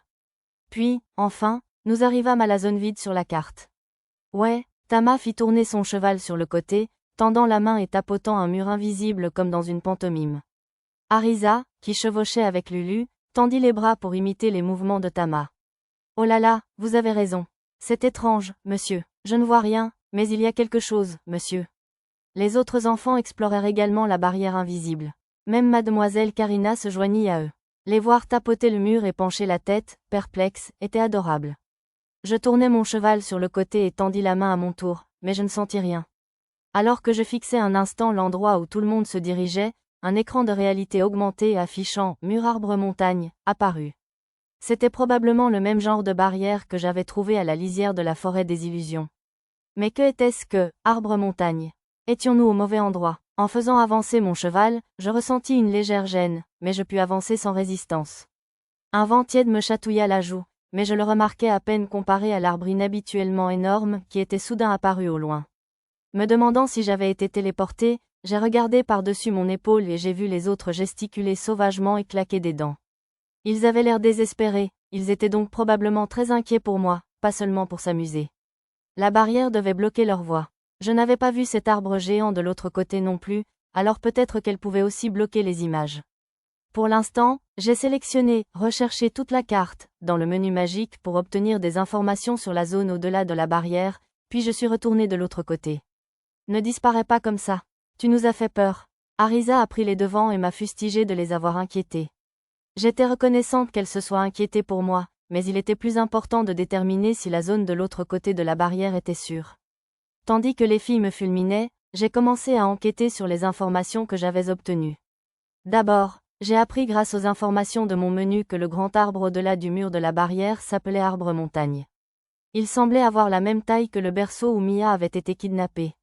Et le village des géants de la forêt, où j'étais censé remettre la lettre, se trouvait au pied de cet arbre. La population de la région était concentrée dans le village des géants de la forêt. Il n'était que 10 en tout, le plus fort étant de niveau 39. Le niveau moyen était de 31. Il y avait aussi d'autres géants en plus des géants de la forêt. Il y avait une autre race, les petits géants, dont la moyenne était d'environ le niveau 20. Le nom semblait un peu contradictoire, mais je supposais qu'ils étaient tout simplement petits par rapport aux normes des géants. Ils étaient environ 120. Près d'un millier de demi-humains de diverses races vivaient également ici. Environ 40% étaient des hommes oiseaux, 50% des hommes bêtes, et les 10% restants étaient des hommes fées. Les hommes fées étaient principalement des lutins, des gnomes et des spriggans, mais il y avait aussi 3 kobolds. Je n'avais pas vu ceux du comté de Kuanu, alors j'aurais adoré en rencontrer un cette fois. Il y avait aussi beaucoup de créatures mythiques à l'intérieur de la barrière. Il y avait plusieurs troupeaux de licornes, ainsi que des créatures appelées Gyalarorn. L'épée sacrée du même nom était probablement inspirée de ces créatures, ou fabriquée à partir d'elles. D'autres créatures vivaient au sommet du grand arbre, dont plusieurs moineaux sur eau comme celui que la sorcière avait chevauché. En tout cas, il ne semblait y avoir aucune créature dangereuse d'un niveau suffisamment élevé pour représenter une menace mortelle pour les enfants, ce qui fut un soulagement. Après avoir vérifié que c'était sûr, nous sommes tous passés de l'autre côté du mur. Pour une raison inconnue, les autres pouvaient passer normalement si je les guidais par la main. J'avais peur que Mia soit contrariée en voyant l'arbre montagne, mais elle n'avait probablement pas dû voir le berceau de l'extérieur. Elle n'a pas réagi. Qui es-tu vraiment, ça ? Toi ? Mademoiselle Karina m'observa sérieusement. Comme d'habitude, elle était trop gênée pour prononcer mon nom. La barrière m'a peut-être laissé passer parce que j'ai une lettre pour l'un des géants du village. J'ai éludé sa question avec une réponse arbitraire, mais je ne comprenais pas vraiment pourquoi j'avais réussi à franchir la barrière. Au lieu de m'inquiéter de quelque chose que je ne comprenais pas, je ferais mieux de trouver le chemin à suivre. Le village était à une vingtaine de kilomètres à vol d'oiseau, donc cela ne devrait prendre qu'un jour ou 2 à cheval. Soudain, une silhouette humaine verte émergea d'un des vieux arbres devant nous. Ah, eh bien, si ce n'est pas cet humain-là. Merci pour ton aide. La silhouette qui était apparue était la dryade qui m'avait aidé à me déplacer dans le berceau. Elle me faisait signe, alors je me suis approchée. Comme avant, elle était nue, mais je m'en fichais, car les petites filles ne m'intéressent pas. Mia s'interposa entre la petite fille et moi, écartant les mains comme pour me protéger. Draine, elle lança un avertissement monosyllabique. Elle voulait probablement dire que la dryade absorberait une grande partie de ma magie. Oh là là, ne sois pas impolie, ma fille. Ma fille faisait probablement référence à Mia. Elle portait bien le titre d'enfant de Bolénan, après tout. Je posai une main sur la tête de Mia, puis m'adressai à la dryade. Alors, tu avais besoin de quelque chose ? Oui, le chef des géants de la forêt m'a demandé de trouver qui avait franchi la barrière. Si c'est toi, je suis sûre que je peux t'emmener au village. Le jeune peut venir aussi. Ça ne me dérangeait pas d'y aller seul, mais si je laissais les autres enfants ici, ils se perdraient probablement. Ils ne pourraient pas atteindre le village des géants de la forêt. J'ignorais comment étaient les géants de la forêt, mais comme ils étaient amis avec la gentille vieille sorcière, il était sans doute prudent de leur faire confiance. Attends une minute, ça te dérangerait de nous y emmener tous ? Bien sûr. Mais je n'ai pas assez de pouvoir magique pour ça, alors tu vas devoir m'en donner un peu. Sans attendre ma réponse, la dryade posa ses mains sur mes joues, claqua ses lèvres sur les miennes et commença à absorber ma magie. Comme il y avait des enfants cette fois, j'ai volontairement favorisé la magie. L'effet fut escompté, la dryade relâcha ma bouche au bout de quelques secondes. Tu t'es amélioré, humain. Sa remarque ressemblait à un compliment adressé à un adversaire de taille, mais en réalité, nous étions juste en train de transférer de la magie.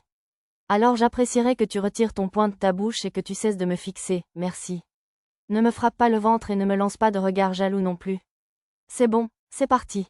Sur ces mots, des champignons surgirent du sol pour nous encercler, libérant des spores d'un vert pâle. Un cercle de fées. Alors que Mia marmonnait avec nostalgie, nous fûmes téléportés. Dryade, qui as-tu amené ici? Dès notre arrivée, la dryade dut essuyer un interrogatoire strident. Impossible qu'un géant des forêts puisse parler comme ça, pensai-je en levant les yeux.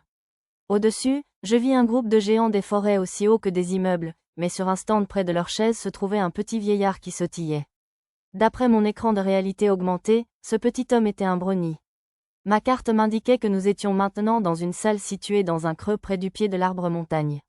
La salle mesurait environ 24 mètres de haut et son rayon était d'environ 35 mètres. Les murs étaient faits de bois brut, et une lampe près du plafond brillait d'une douce lumière blanche. Les géants, aussi hauts que de petites montagnes, étaient assis sur d'énormes chaises encastrées dans les murs de bois. Peut-être parce qu'ils étaient si hauts que leurs visages étaient dans l'ombre, rendant leurs expressions difficiles à déchiffrer. Ils étaient si immobiles qu'on aurait pu facilement les prendre pour des statues.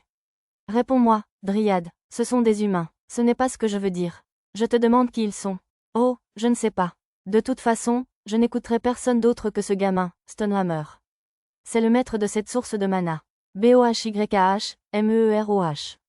L'un des géants murmura quelque chose à la dryade, et mon corps trembla sous les vibrations. Sa voix était incroyablement grave. Je n'avais aucune idée de ce qu'il disait, cependant. Tout ce que je pouvais dire, c'est que les mots du géant sonnaient quelque peu elfiques. Peut-être que leur langue était liée. Plus grand que compétence acquise, langage des géants. Oh, il parlait donc la langue commune des géants, pas une langue spécifique aux géants de la forêt. J'ai augmenté le niveau de compétence à 5 pour pouvoir comprendre leurs paroles. Le géant baissa les yeux et ouvrit la bouche, et les basses résonnèrent dans mon estomac tandis que sa voix grave emplissait la salle. Il regardait dans ma direction maintenant, ce qui la faisait résonner encore plus fort qu'avant. Qui êtes-vous? Quel est votre but dans ce village? Lorsque le géant eut fini de parler, le brony à proximité traduisit en Shigan. Je suis Satu, un marchand itinérant. La sorcière de la forêt des illusions m'a demandé de vous remettre une lettre, c'est pourquoi je suis venu ici. Grâce à ma compétence, amplification, je lui répondis en langage des géants. J'ai pris soin de parler lentement pour m'adapter à leur débit. C'était quoi, ce langage de géant? Oui, Sœur Satu semble être plutôt instruit. Bon sang, y a-t-il quelque chose qu'il ne sache pas faire? J'entendis mademoiselle Karina et Raka parler derrière moi. Les autres enfants étaient surpris eux aussi, mais leur réaction n'était pas aussi dramatique que celle de mademoiselle Karina. Oh, vous nous comprenez? Comme c'est magnifique. Montrez-nous cette lettre de la sorcière. Comme je le pensais, quel que soit le monde dans lequel on évolue, parler la langue d'une nouvelle connaissance fait toujours bonne impression. Le géant baissa son énorme main à une vitesse pesante, telle une machine, et je déposai la lettre dans sa paume. Les caractères étaient probablement trop petits pour qu'il puisse les lire, alors il posa le brony sur son épaule et se fit lire la lettre à voix haute. Comme c'était une lettre personnelle, j'ai désactivé ma compétence « oui fine » pour ne pas l'écouter aux portes. Bientôt, la lettre fut terminée et le géant de la forêt baissa les yeux vers moi. On dit que tu as fait un vrai chemin. Merci, petit enfant, ami de mon vieil ami. Je m'appelle. Son nom ressemblait davantage à une chanson. À écouter ce rythme tranquille, je commençais à m'endormir. Les noms des géants étaient composés des noms de générations de leurs ancêtres, ce qui dura plus de 20 minutes. Tama, Pochi et Nana commencèrent à s'endormir, et je ne pouvais guère leur en vouloir. Son nom était écrit sur l'écran de réalité augmentée, je n'avais donc pas vraiment besoin de le mémoriser, mais même en langage humain, il me faudrait plus de 5 minutes pour le prononcer. Le légendaire Jugemu serait impressionné. Mais cela est peut-être trop long pour que vous puissiez le dire facilement. Vous pouvez m'appeler Marteau de Pierre. Merci de votre accueil. Puisque j'ai déjà donné mon nom, PERMETTEZMOI, de vous présenter mes compagnons. Mia. J'ai fait avancer Mia, et elle a marmonné son nom brièvement, se bouchant les oreilles, l'air contrarié. Apparemment, la voix grave et forte de Stonehammer lui avait fait mal aux oreilles. OHHO, êtes-vous un elfe de la forêt de BOLENAN? Je n'ai pas vu de personne de votre espèce depuis la visite de Sir YQSARATOYK, il y a 100 ans. PERMETTEZMOI de vous souhaiter la bienvenue au nom de tout notre village. Le géant faisait référence au gérant elfique de l'épicerie de Seriou. Il est donc déjà venu ici, hein? J'ai continué à présenter le reste du groupe. Nous avons eu quelques difficultés avec la dernière, mademoiselle Karina. Je m'appelle Karina Munot. Je suis la deuxième fille du baron Munot. Munot, vous dites, alors une parente de ce marquis pourri s'est égarée dans notre village pour y perdre la tête? Le brownie à côté des géants devint rouge de rage et interrompit la présentation de mademoiselle Karina. Ce type explosait pour tout et n'importe quoi. Mademoiselle Karina se cacha derrière moi, peu habituée à être la cible d'une telle malveillance. Lorsqu'elle se colla contre mon dos, j'aurais failli m'évanouir de joie. En remerciement pour ce bienfait, je me suis dit que je devrais probablement la défendre. Il me faudrait alors utiliser ma compétence excuse ou ma compétence médiation, rarement utilisée. Un instant, s'il vous plaît. J'écartai les bras pour défendre mademoiselle Karina qui se cachait derrière moi. Satou, l'entendis-je murmurer. J'étais presque sûre que c'était la première fois qu'elle m'appelait par mon nom. Ainsi encouragée, je continuai à parler d'une voix forte et tendue. La famille du marquis Munot a été détruite. Son père n'a hérité que du nom et n'a aucun lien de parenté avec l'ancienne maison du marquis. J'ai essayé de la défendre, mais le brownie indigné a visiblement refusé d'écouter. Peut-être sous l'effet de mes compétences, Stonehammer a arrêté le brownie pour moi. Ça suffit, MMAIS. Ça suffit, ai-je dit. Sur ordre de son seigneur, le brownie sombra dans un silence boudeur. Petit enfant, Satou, je ne te demanderai pas pourquoi tu as amené une jeune femme portant le nom de Munot sur ces terres. Cette fois, Stonehammer me fit face en parlant. Zut, à ce rythme, Miss Karina n'aurait aucune chance d'atteindre son but ici. Cependant, le géant n'avait pas fini de parler. La lettre de la sorcière indique que ton but est de voir des terres inconnues. PERMETSMOI de te préparer une chambre dans le manoir d'un des petits géants de notre village. Je vous remercie d'avoir livré la lettre. N'hésitez pas à vous reposer dans notre village aussi tant que vous le souhaitez. Bien joué, mademoiselle sorcière. Je me suis rappelé l'image de la douce vieille sorcière de profil en la félicitant avec appréciation. Oh, ce serait terrible s'il disait que mademoiselle Karina doit partir seule. Je ferais mieux de m'en assurer. Lord STONEHAMMER, je suis terriblement désolé de faire une demande aussi éclatante, mais pourrais-je vous demander la permission pour que mon amie, la fille du baron Munot, reste également? Très bien. La jeune femme Munot peut rester avec vous. Après une courte pause, Stonehammer donna finalement son autorisation. Espérons que mademoiselle Karina pourrait désormais négocier avec Stonehammer et les autres géants pendant notre visite. Même si cela ne faisait que quelques jours, elle faisait désormais partie de notre groupe de voyage. Je me suis dit que je pouvais au moins essayer de trouver un plan pour l'aider entre deux visites. Nous apprécions vraiment votre générosité. J'ai remercié Stonehammer du fond du cœur, puis je suis sorti du hall. On nous a conduits dans une pièce adjacente, où nous avons attendu docilement qu'un membre du village des géants de la forêt nous accueille. Lisa s'est postée près de la porte, faisant office de gardienne. Seigneur Satou, nous vous sommes reconnaissants de votre aide. Raka me remercia au nom de mademoiselle Karina. Mademoiselle Karina semblait bouleversée par ce qui devait être sa première expérience de cible malveillante. Son visage était pâle tandis qu'elle marmonnait ses remerciements. Pochi et Tama étaient assis de chaque côté d'elle, la regardant avec anxiété. Je ne pense pas que ce soit facile, mais je vous souhaite bonne chance. Oui, je n'en avais aucune idée. Arisa tapota l'épaule de mademoiselle Karina pour l'encourager. Il ne sert à rien d'être démoralisé, je vous le conseille. Si vous avez le temps de vous sentir abattu, profitez-en pour avancer, je vous le répète. C'est vrai, dame Karina. Il n'y a pratiquement rien qui ne puisse être résolu par un bon repas et une bonne nuit de sommeil. Nana et Lulu firent de leur mieux pour remonter le moral de mademoiselle Karina. À bien y penser, Arisa avait mentionné que Lulu avait été très maltraitée dans sa ville natale. Peu après, un groupe de petits géants de 3 mètres de haut vint nous accueillir avec un palanquin pour nous transporter jusqu'au village. Désolé de vous avoir fait attendre, Dao. Il a fallu un certain temps pour préparer le palanquin, Dao. Le chef, qui semblait être le nôtre, parla avec une étrange excentricité verbale tandis que les petits géants nous emmenaient hors de l'arbre montagne. À l'extérieur de l'arbre, une route en forme de tranchée menait au village, situé à près d'1,5 km. Le village était environ 2 fois plus éloigné du tronc que la lisière de la canopée de l'arbre montagne. Les branches les plus basses atteignaient une centaine de mètres de haut, mais leurs extrémités pendaient presque jusqu'au sol. Quelques tours de terre y étaient érigées. Au loin, j'apercevais des petits géants s'affairer au sommet de la tour. Apparemment, ils cueillaient des fruits sur les branches de l'arbre montagne. Les fruits étaient assez gros pour que les petits géants les cueillent par deux, ils devaient donc faire 2 ou 3 mètres de diamètre. À l'extérieur de la tranchée, je distinguais un mur de terre d'environ 3 mètres de haut. D'après la carte, plusieurs de ces murs formaient des cercles concentriques autour de l'arbre montagne, à environ 250 mètres d'intervalle. Trop bas pour constituer des barrières défensives, ils étaient percés de trous par intermittence.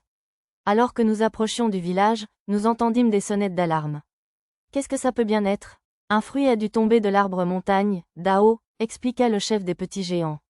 En effet, si un fruit tombait d'une branche plus haute de l'arbre montagne, haut de près d'1 kilomètre, cela pouvait provoquer un désastre.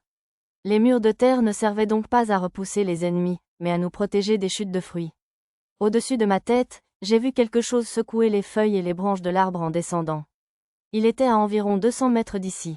Le couvercle de défense nous couvrira bientôt, alors ne vous inquiétez pas, Dao. Posant notre palanquin au sol, le chef nous a adressé la parole d'une voix calme. Tandis qu'il parlait, une barrière transparente et voûtée apparut au-dessus des murs du passage. C'était probablement un mur d'abri fabriqué avec la magie de fondation. Puis un fruit vermillon est apparu des branches. De par sa taille inhabituelle, il semblait tomber lentement, mais en réalité, il descendait probablement à une vitesse considérable. Comme pour le prouver, la terre a grondé et tremblé lorsque le fruit a heurté le sol. Arisa et Mia, assises sur mes genoux, Tama et Pochi, à ma gauche et à ma droite, et même Lulu et Miss Karina, derrière moi, se sont tous accrochés à mes bras. J'ai senti une douce et merveilleuse sensation de différentes tailles me presser le dos. Cependant, Miss Karina a dû inconsciemment invoquer son amélioration de force, ou quelque chose comme ça. Sa prise sur mon bras me faisait un peu mal. Lisa et Nana n'ont pas perdu une seconde, observant attentivement où les fruits étaient tombés. Quelques secousses supplémentaires ont suivi peu après. Oh, Dao, ça doit être un videur, Dao. Comme nous ne voyions pas très bien ce qui se passait depuis la tranchée, il avait probablement tiré ses conclusions des tremblements répétés. Les fruits se sont écrasés contre le mur de terre devant le village et se sont immobilisés. Mais, l'instant d'après, nous avons vu le mur se fissurer et les fruits ont roulé jusqu'au village. Oh là là, c'est la maison du général Spriggan, Dao. On devra tous aider aux réparations demain, Dao. Cela ressemblait moins à une catastrophe majeure qu'à un désagrément récurrent. Le plafond de défense magique au-dessus de nous a été annulé, et notre palanquin s'est relevé, nous offrant un aperçu des conséquences. 3 étaient tombés en tout, 2 d'entre eux s'arrêtant dans le creux qu'ils avaient creusé dans la terre. Je voyais plein d'autres endroits où les trous avaient été comblés. Est-ce que les fruits tombent souvent comme ça? Oh non, hormis pendant la saison des récoltes, il n'y en a généralement pas plus d'un par mois, Dao. Puis j'imagine qu'il y en a eu plusieurs d'un coup à un moment donné. Normalement, les moineaux sureaux mangent les fruits en haut de l'arbre, Dao. Mais depuis 1 mois environ, il n'y en a plus eu autant, alors beaucoup de fruits mûrs sont tombés, Dao. Ou pas. Les moineaux sureaux étaient des oiseaux géants et ronds comme celui que la sorcière de la forêt des illusions avait chevauché. Qu'est-ce qui a bien pu causer leur diminution? Je crois me souvenir que ces oiseaux étaient assez gros. Y a-t-il un prédateur dangereux dans les parages? Plus maintenant, alors ne t'inquiète pas, Dao. Mais lors de la dernière nouvelle lune, une volée d'hydres a franchi la barrière, Dao. Beaucoup de moineaux ont été mangés, Dao, répondit tristement le chef des petits géants. Encore une hydre, hein? Puissante et mobile. Ces nuisibles doivent être difficiles à gérer. Les grands géants de la forêt les ont chassés en leur lançant des fruits à coque dure, mais plusieurs ont été touchés par le souffle empoisonné des hydres, Dao. Ça a l'air terrible. Ça m'irait bien tant que je tuais la chose instantanément à distance pour l'empêcher de contre-attaquer, mais si je finissais par recevoir ce souffle empoisonné, je parie que laver mes vêtements serait une vraie galère. Ça risquait même d'abîmer les fibres et de les rendre inutilisables. Ça l'a été, Dao. C'était la première fois en 300 ans que nous étions attaqués par des monstres, alors j'ai vraiment paniqué, Dao. Peut-être étais-je simplement paranoïaque, mais je me demandais si le démon de l'enfer avait provoqué le troupeau d'hydres pour attaquer le village. Les géants des forêts adultes ont été guéris par un antidote gnome, au moins, mais il reste encore 3 enfants géants des forêts alités à cause du poison, Dao. Le poison était-il encore présent dans leur organisme 1 mois plus tard? J'ai essayé de chercher des géants des forêts sur la carte. Effectivement, 3 enfants géants des forêts présentaient l'état poison, hydre, chronique. Leur jauge de PV était descendue au tiers ou au quart de leur valeur initiale, et leur jauge de magie et d'endurance était également sur le point de s'épuiser. L'antidote est-il inefficace sur les enfants? Eh bien, j'ai entendu dire qu'ils n'avaient assez de matériaux que pour un antidote au venin de serpent, donc ce n'était pas très efficace, Dao. Alors maintenant, un géant des forêts, Lord Bredbeard, est parti chasser l'hydre pour qu'on puisse fabriquer le véritable antidote, Dao. Ah, C'est sûrement le seul géant des forêts que j'ai trouvé en cherchant sur la carte de la baronnie. À ce moment-là, il était près de la barrière. Une fouille de ses affaires révéla qu'il possédait une tête d'hydre tranchée. Il avait donc dû mettre en sécurité l'antidote. J'avais aussi un cadavre d'hydre dans mon entrepôt, mais il serait inconvenant de rendre ses efforts caducs juste avant son retour triomphal, alors je décidai de garder cela pour moi.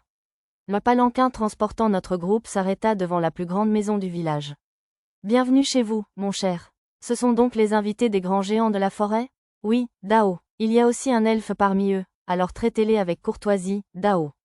Oh là là, je crois que cela fait près de 100 ans que nous n'avons pas accueilli d'elfes chez nous. Ils étaient mari et femme, tous deux âgés de plus de 300 ans. Je suis Doigt Blanc, épouse du chef du village, Lank. Enchantée de vous rencontrer. La chef de notre petit groupe de géants était donc la chef du village.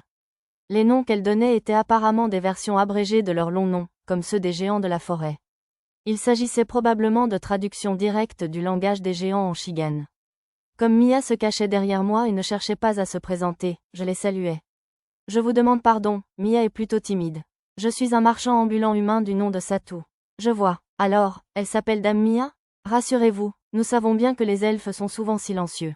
Les seuls mots que le seigneur Yusaratoya nous a adressés lors de sa visite furent « Yuya, merci » et « adieu ». Elle dit cela sur le ton de la plaisanterie, je doutais donc qu'elle cherchât à être sarcastique. Après que tout le monde eut été présenté et que nous eûmes été conduits à nos chambres, Mia finit par murmurer son nom à Doigt Blanc. Mia, oh là là, les elfes ont des voix si merveilleuses. Je vais vous préparer un repas avec les fruits de l'arbre de montagne ce soir. Y a-t-il des aliments que vous n'aimez pas ? La voix de Doigt Blanc monta d'un ton lorsque Mia parla, et elle se pencha vers l'elfe. De la viande, répondit Mia en formant un X sur sa bouche avec ses doigts et en la reculant légèrement. Je veillerai à ne pas préparer de plat à base de viande, alors, répondit Doigt Blanc avec enthousiasme. Le désespoir se lut sur le visage des filles bêtes, alors je lui demandai discrètement d'inclure de la viande dans tous les plats sauf celui de Mia. En chemin vers la maison du chef, j'avais aperçu un bouvier avec un troupeau d'animaux qui ressemblaient à des bovins à poils longs. La viande n'était donc pas si rare ici. Peu après, Lank annonça qu'il allait chercher des fruits de l'arbre de montagne, alors je lui demandai de nous emmener, Lisa et moi. J'étais un peu inquiète pour mademoiselle Karina. Elle s'était immédiatement enfermée dans sa chambre, prétextant la fatigue, alors je suis allée voir comment elle allait pendant que le chef du village se préparait. Armée de viennoiseries et de thé bleu vert fraîchement infusé du stockage, je me rendis dans la chambre de mademoiselle Karina. S'il te plaît, mange un petit quelque chose. Lulu dit qu'un estomac vide ne fait qu'aggraver la mauvaise humeur. Je n'ai plus d'appétit du tout. Comme pour protester, son estomac gargouilla aussitôt. Je lui en proposai à nouveau, et après avoir accepté à contre-cœur, elle se mit à manger aussitôt. Sa façon de tenir la pâtisserie à deux mains en la croquant me rappelait un adorable petit écureuil. Pourquoi, murmura mademoiselle Karina doucement. Pourquoi dois-je être autant détestée par des gens que je n'ai jamais rencontrés ? La peur et la colère dans sa voix tremblante exprimaient clairement la complexité de son cœur. Peut-être que depuis que le marquis Munot a fait des choses aussi horribles. Mais pourquoi ? Je n'ai aucun lien de sang avec une telle personne. Mademoiselle Karina se leva avec passion, attrapa mon col et approcha son visage du mien. Ses yeux étaient emplis de colère et de tristesse face à ce monde déraisonnable. Pour eux, tout ce qu'ils voient, c'est que tu es un humain nommé Munot, j'imagine. Même dans un monde parallèle, une seule chose peut suffire à haïr quelqu'un. À mes mots, mademoiselle Karina répéta simplement « Pourquoi ?» et pressa son front contre ma poitrine. Je l'entendis faiblement fondre en larmes. Je ne pouvais détacher mon regard de ses cils tremblants et de ses lèvres brillantes. Comment une femme, dans un moment de faiblesse, peut-elle être si charmante ? Je la serrai légèrement contre moi pour la réconforter, et elle se blottit contre moi comme une enfant. Sa poitrine douce contre moi, je luttais désespérément contre l'envie terrible de retomber sur le lit avec elle. À cet instant, Lisa ouvrit la porte. « Maître, Lord Lank dit qu'il est sur le point de… » « Oh, pardon, je reviendrai plus tard. Attendez, ce ne sera pas nécessaire. » Lisa comprit la situation et fit mine de partir avec tact, mais je l'en empêchai vivement. Grâce à son arrivée, le combat entre l'ange et le démon en mon âme se solda par une victoire serrée du côté du bien. C'était serré. Si je mettais la main sur la fille d'un noble, je finirais soit sur la liste des personnes recherchées, soit sur la voie rapide du mariage. Je desserrai mon bras autour de mademoiselle Karina et lui tapota légèrement le dos pour la calmer. Puis je fis une nouvelle tentative pour lui remonter le moral après avoir demandé à Lisa d'attendre un moment. « Dame Karina, il est trop tôt pour abandonner. Comme l'a dit un jour un célèbre dirigeant de mon royaume, quand on abandonne, tout est fini. » Je m'arrêtai un instant, attendant sa réaction. Elle ne semblait pas ravie, mais au moins, elle m'écoutait. Dame Karina, même s'il ne vous témoigne pas la moindre gentillesse, vous ne pouvez pas encore reculer. Il vous suffit d'agir pour gagner leur faveur. Leur faveur? Mademoiselle Karina leva les yeux vers moi avec espoir, alors j'acquiesçai. Si je disais ça à l'un de mes amis non intello, il se moquerait probablement de moi pour avoir tout pris comme un jeu. Mademoiselle Karina ne semblait pas tout à fait comprendre, alors j'essayais de lui expliquer. C'est vrai, rares sont les gens qui feraient quelque chose de gentil pour quelqu'un qu'ils détestent. Alors, il faut commencer par se lier d'amitié avec eux. Se lier d'amitié avec eux.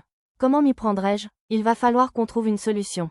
Au moins, on a la permission de rester, pour commencer. La vie reprenait dans les yeux de mademoiselle Karina, mais elle semblait toujours anxieuse. Ne vous inquiétez pas, ça finira par s'arranger. Je lui pris la main pour la rassurer, avec un sourire aussi léger que possible. Merci, Satou. Mon don douillet aigu m'assura que les remerciements murmurés de mademoiselle Karina me parvinrent. Ma promesse téméraire semblait avoir porté ses fruits, car les ombres disparaissaient enfin de son visage. Ses joues rosissaient aussi, ses yeux étaient encore légèrement embrumés par les larmes, elle ressemblait à une jeune fille amoureuse. Tout irait bien maintenant. Lisa et moi partons avec Lord Lank pour recueillir des informations, d'accord? Laissez-moi. Attendez, Dame Karina. Si nous les accompagnons, nous ne ferons que les gêner. Nous devons être prudents. Monsieur Raka. Mademoiselle Karina voulait nous accompagner, mais Raka l'en empêcha. Ah oui, Raka est là aussi, hein?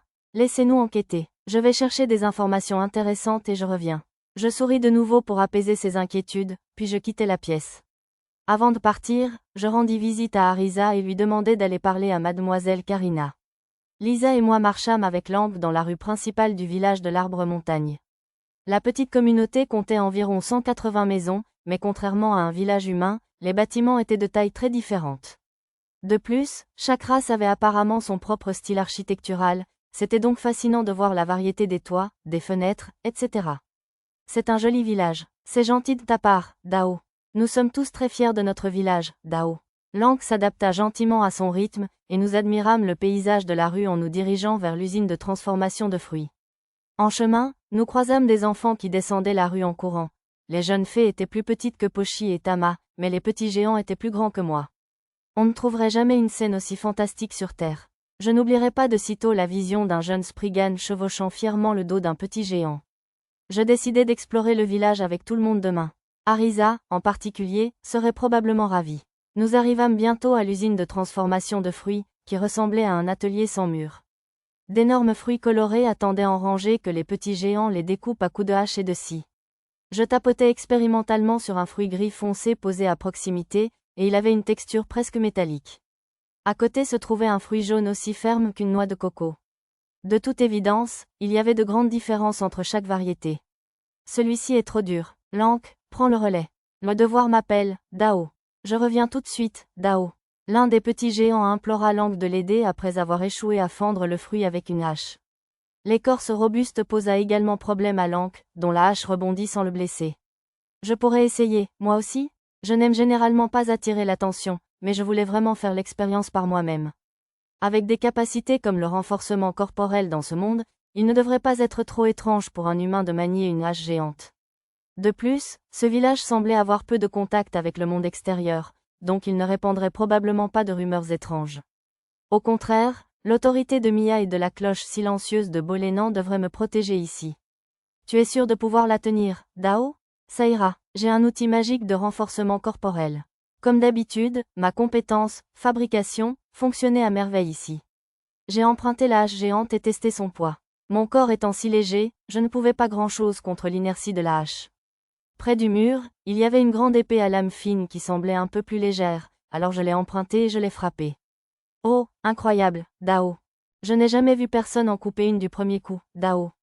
Quel bras, tu crois qu'il serait capable de briser une carapace de fer? Ça vaut le coup d'essayer, Dao. Si ça marche, on pourra boire du vin de carapace de fer au banquet de ce soir, Dao. Cette carapace de fer était probablement le fruit gris foncé que j'avais vu près de l'entrée. Dur comme l'acier, il ne pouvait être brisé que par les outils des géants de la forêt. Le vin de carapace de fer, m'expliquèrent-ils, avait un goût doux et fort, et une forte teneur en alcool. Peut-être était-ce l'ingrédient clé du vin des larmes de géant que j'avais bu à Sedum City, dans le comté de Kuanu? Jetant un regard noir au fruit qui me dominait, je lui ai donné un coup d'épée. La fine lame s'est brisée dans un craquement retentissant.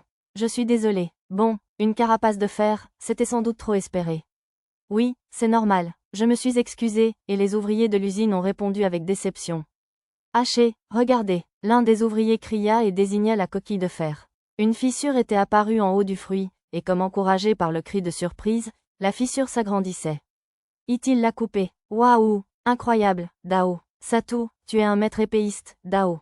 Un chœur de surprise et d'adulation s'éleva parmi la foule des ouvriers. Ramassant les restes de la lame par terre, je terminai mes excuses. J'ai cassé l'épée. Ce n'est pas grave, Dao. Les haches et les épées se cassent tout le temps quand on fend les fruits, Dao. Si on apporte du vin au forgeron plus tard, il se fera un plaisir de le réparer, Dao. Laisse les gars de l'usine s'en occuper, Dao. La réponse désinvolte de Lank m'encouragea. Au cas où, je m'excusais auprès des autres ouvriers, mais loin d'être en colère, ils insistèrent pour que je puisse en casser autant que je voulais, à condition que je leur découpe d'autres coquilles de fer. Alors que j'en séparais 3 autres, le nombre de spectateurs augmentait régulièrement. Plus grand que Titraki, artiste de rue juste au moment où j'obtenais le titre, une femme à tête de chien apparut dans l'atelier. J'ai entendu dire qu'il y avait un maître épéiste ici. Est-il vraiment vrai qu'il peut fendre le fruit de la coquille de fer? Regardez autour de vous, mademoiselle Kobold. Vous ne voyez pas le tas de moitié juste là? C'est donc vrai. Waouh, c'est donc un kobold? Leur race avait donc la peau plutôt pâle et une tête de chien. Non, attendez. La tête était en fait un casque. Montre-moi cette épée, alors. C'est une épée en acier bleu forgée par des kobolds. La fille s'est approchée de moi et m'a fourré une grande lame courbe dans les mains. Je pouvais voir une dent qui dépassait de ses lèvres, comme un petit croc. Le couvre-chef couvrait la majeure partie de son visage, mais sa bouche était celle d'une femme éblouissante. J'ai dégainé l'épée qu'elle m'a tendue. C'était une arme magnifique. Le manche était muni d'une garde pour protéger la main du manieur, et la lame à un seul tranchant était légèrement courbée. Un peu trop long pour que je puisse la tenir d'une seule main, mais c'était bien un sabre. De plus, fidèle au nom du métal, la lame en acier avait un éclat bleuté. D'après mon art, ce matériau s'appelait acier bleu allié kobold. Mais le couteau de cuisine en alliage kobold que je possédais était de la même couleur que du métal ordinaire. Bon, inutile de pinailler sur les matériaux d'un monde parallèle. J'ai donné un léger coup d'essai pour tester l'équilibre. Son poids était à peu près équivalent à celui d'une épée en acier ordinaire. Puis, prenant une inspiration, j'ai préparé l'épée en acier bleu devant un fruit de carapace de fer. En utilisant la lame magique, je pouvais être sûr que l'épée ne se briserait pas, mais les statistiques de l'art indiquaient que tout irait bien dans les 2 cas, alors j'ai simplement donné un coup. Splendide, j'ai réussi à ouvrir le fruit sans casser l'épée. La jeune kobold a semblé impressionnée. C'est une bonne arme. J'essuyai les traces de sève de l'épée, la remis dans son fourreau et la rendis à la jeune femme. Ayant constaté votre habileté, j'ai une faveur à vous demander, monsieur. Si vous le voulez bien, je vous prie de me conduire à Bolohar, où vivent les nains, ou à la forêt de Bolénan, le foyer des elfes. En récompense, je te donnerai cette épée en acier bleu, croc bleu. D'un ton rapide et résolu, la jeune fille me la tendit d'une main. Vu son poids, elle devait être forte. Ça te dérange si je te demande pourquoi? À son ton, je ne pensais pas qu'elle avait l'intention de semer le trouble au village elfique, mais s'il s'agissait d'une course urgente, elle n'aurait probablement pas voulu nous accompagner dans notre paisible excursion touristique. Dans ce cas, il valait mieux qu'elle emprunte un moineau ancien au géant de la forêt et s'y rende seule. Après m'avoir prévenu qu'elle ne pouvait pas en parler ici, la jeune fille nous emmena, Lisa et moi, à l'arrière de l'usine pour nous expliquer. Si j'ai demandé à voyager avec toi, c'est qu'il serait trop difficile pour nous d'aller seuls dans la forêt de Bolénan. Bon, il n'y avait que 3 kobolds ici. La jeune fille était de bas niveau, elle aussi, elle avait donc besoin d'un garde du corps. Pourquoi veux-tu voir les elfes de la forêt de Bolénan? Parce que l'existence même des kobolds est en jeu. Leur existence? À la naissance d'un enfant kobold, une pierre précieuse appelée cristal bleu est nécessaire, mais nos mines sont toutes à sec. Les mines se sont taries. Serait-ce possible? Est-ce pour cela que les mines d'argent du comté de Kouanou ont été attaquées? C'est exact. Le magistrat du baron Munot nous a dit qu'il y avait des cristaux bleus cachés au fond de ces mines d'argent. Le magistrat, n'est-ce pas le démon de l'enfer? Je me demande si je peux chercher ça sur la carte. Ce serait difficile d'explorer les montagnes au hasard, alors même si je pouvais trouver des sources de minerais à proximité, cela faciliterait les recherches. Alors, on trouve toujours des cristaux bleus près des filons d'argent? Non, rien ne le garantit. Cependant, les elfes ou les nains devraient sûrement y avoir accès dans leurs mines d'argent bleu. Acier bleu, bleu-argent, cristaux bleus. Ces types aiment vraiment le bleu. S'il était vert comme mon épée en mithril, s'appellerait-il vert-argent? Les cristaux ont une belle couleur, comme les feuilles de l'arbre de montagne, dit-elle en désignant le feuillage persistant et profond. Peut-être leur perception des couleurs était-elle différente? Je fouillai dans le dos de ma robe, sortis la dague en mithril de la réserve et la lui montrai. Elle est en bleu-argent, alors? Oh, quelle belle dague! Oui, c'est sûrement la source de sa belle couleur bleue. Autrement dit, il leur fallait trouver un filon de mithril.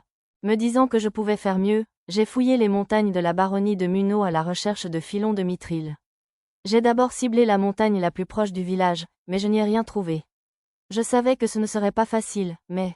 Ah oui, si je me souvenais bien, il y avait des documents concernant des sites miniers proposés dans le petit sac de garage que j'avais trouvé dans la forteresse hantée. Dans ces documents, j'ai découvert la description d'un filon potentiel dans la grande forêt. La zone était vaste pour une recherche, alors j'ai scruté les montagnes de la forêt une par une jusqu'à ce que je découvre un filon de mithril dans le troisième. Et dans une grotte au fond du filon de mithril, j'ai trouvé les cristaux bleus en question. Maintenant, comment lui expliquer cela?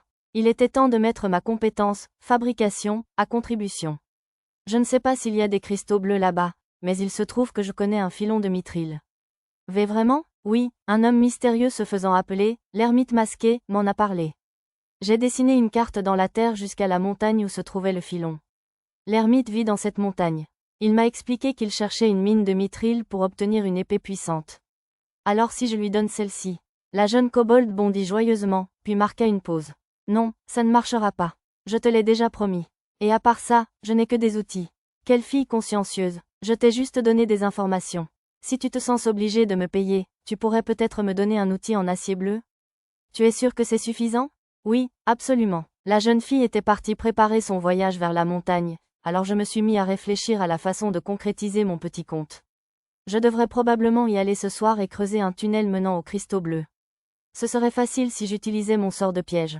Je pourrais ensuite construire une cabane en rondin à l'entrée du tunnel et y déposer un masque en bois sculpté, accompagné d'un papier indiquant la veine à la prochaine personne qui le trouverait. Comme elle ne serait peut-être pas capable de lire les lettres Shigan, je devrais également y placer du minerai de mithril et des cristaux bleus.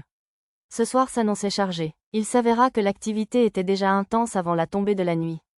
Après avoir extrait la liqueur des coquilles de fer et découpé des échantillons de fruits avec de petits couteaux, les ouvriers de l'usine et moi avons entendu un bruit sourd et senti le sol trembler. Barbe-Tresse, le géant parti en expédition hors de la barrière, était de retour. J'ai apporté la tête d'une hydre, gnome, UTILISELA pour fabriquer des médicaments. Le géant de 9 mètres de haut se dressait devant l'atelier. Comme son nom l'indiquait, il arborait une barbe tressée impressionnante. Un petit gnome déboula du magasin d'alchimie voisin. Puis, examinant la tête d'hydre que le géant avait posée par terre, il secoua la tête avec tristesse. Seigneur Barbe-Tresse, je ne peux pas utiliser cette tête. Les glandes à venin étant détruites, le venin dont j'ai besoin pour créer le matériau s'est épuisé. Quoi? Le gnome trembla sous la colère irrationnelle du géant.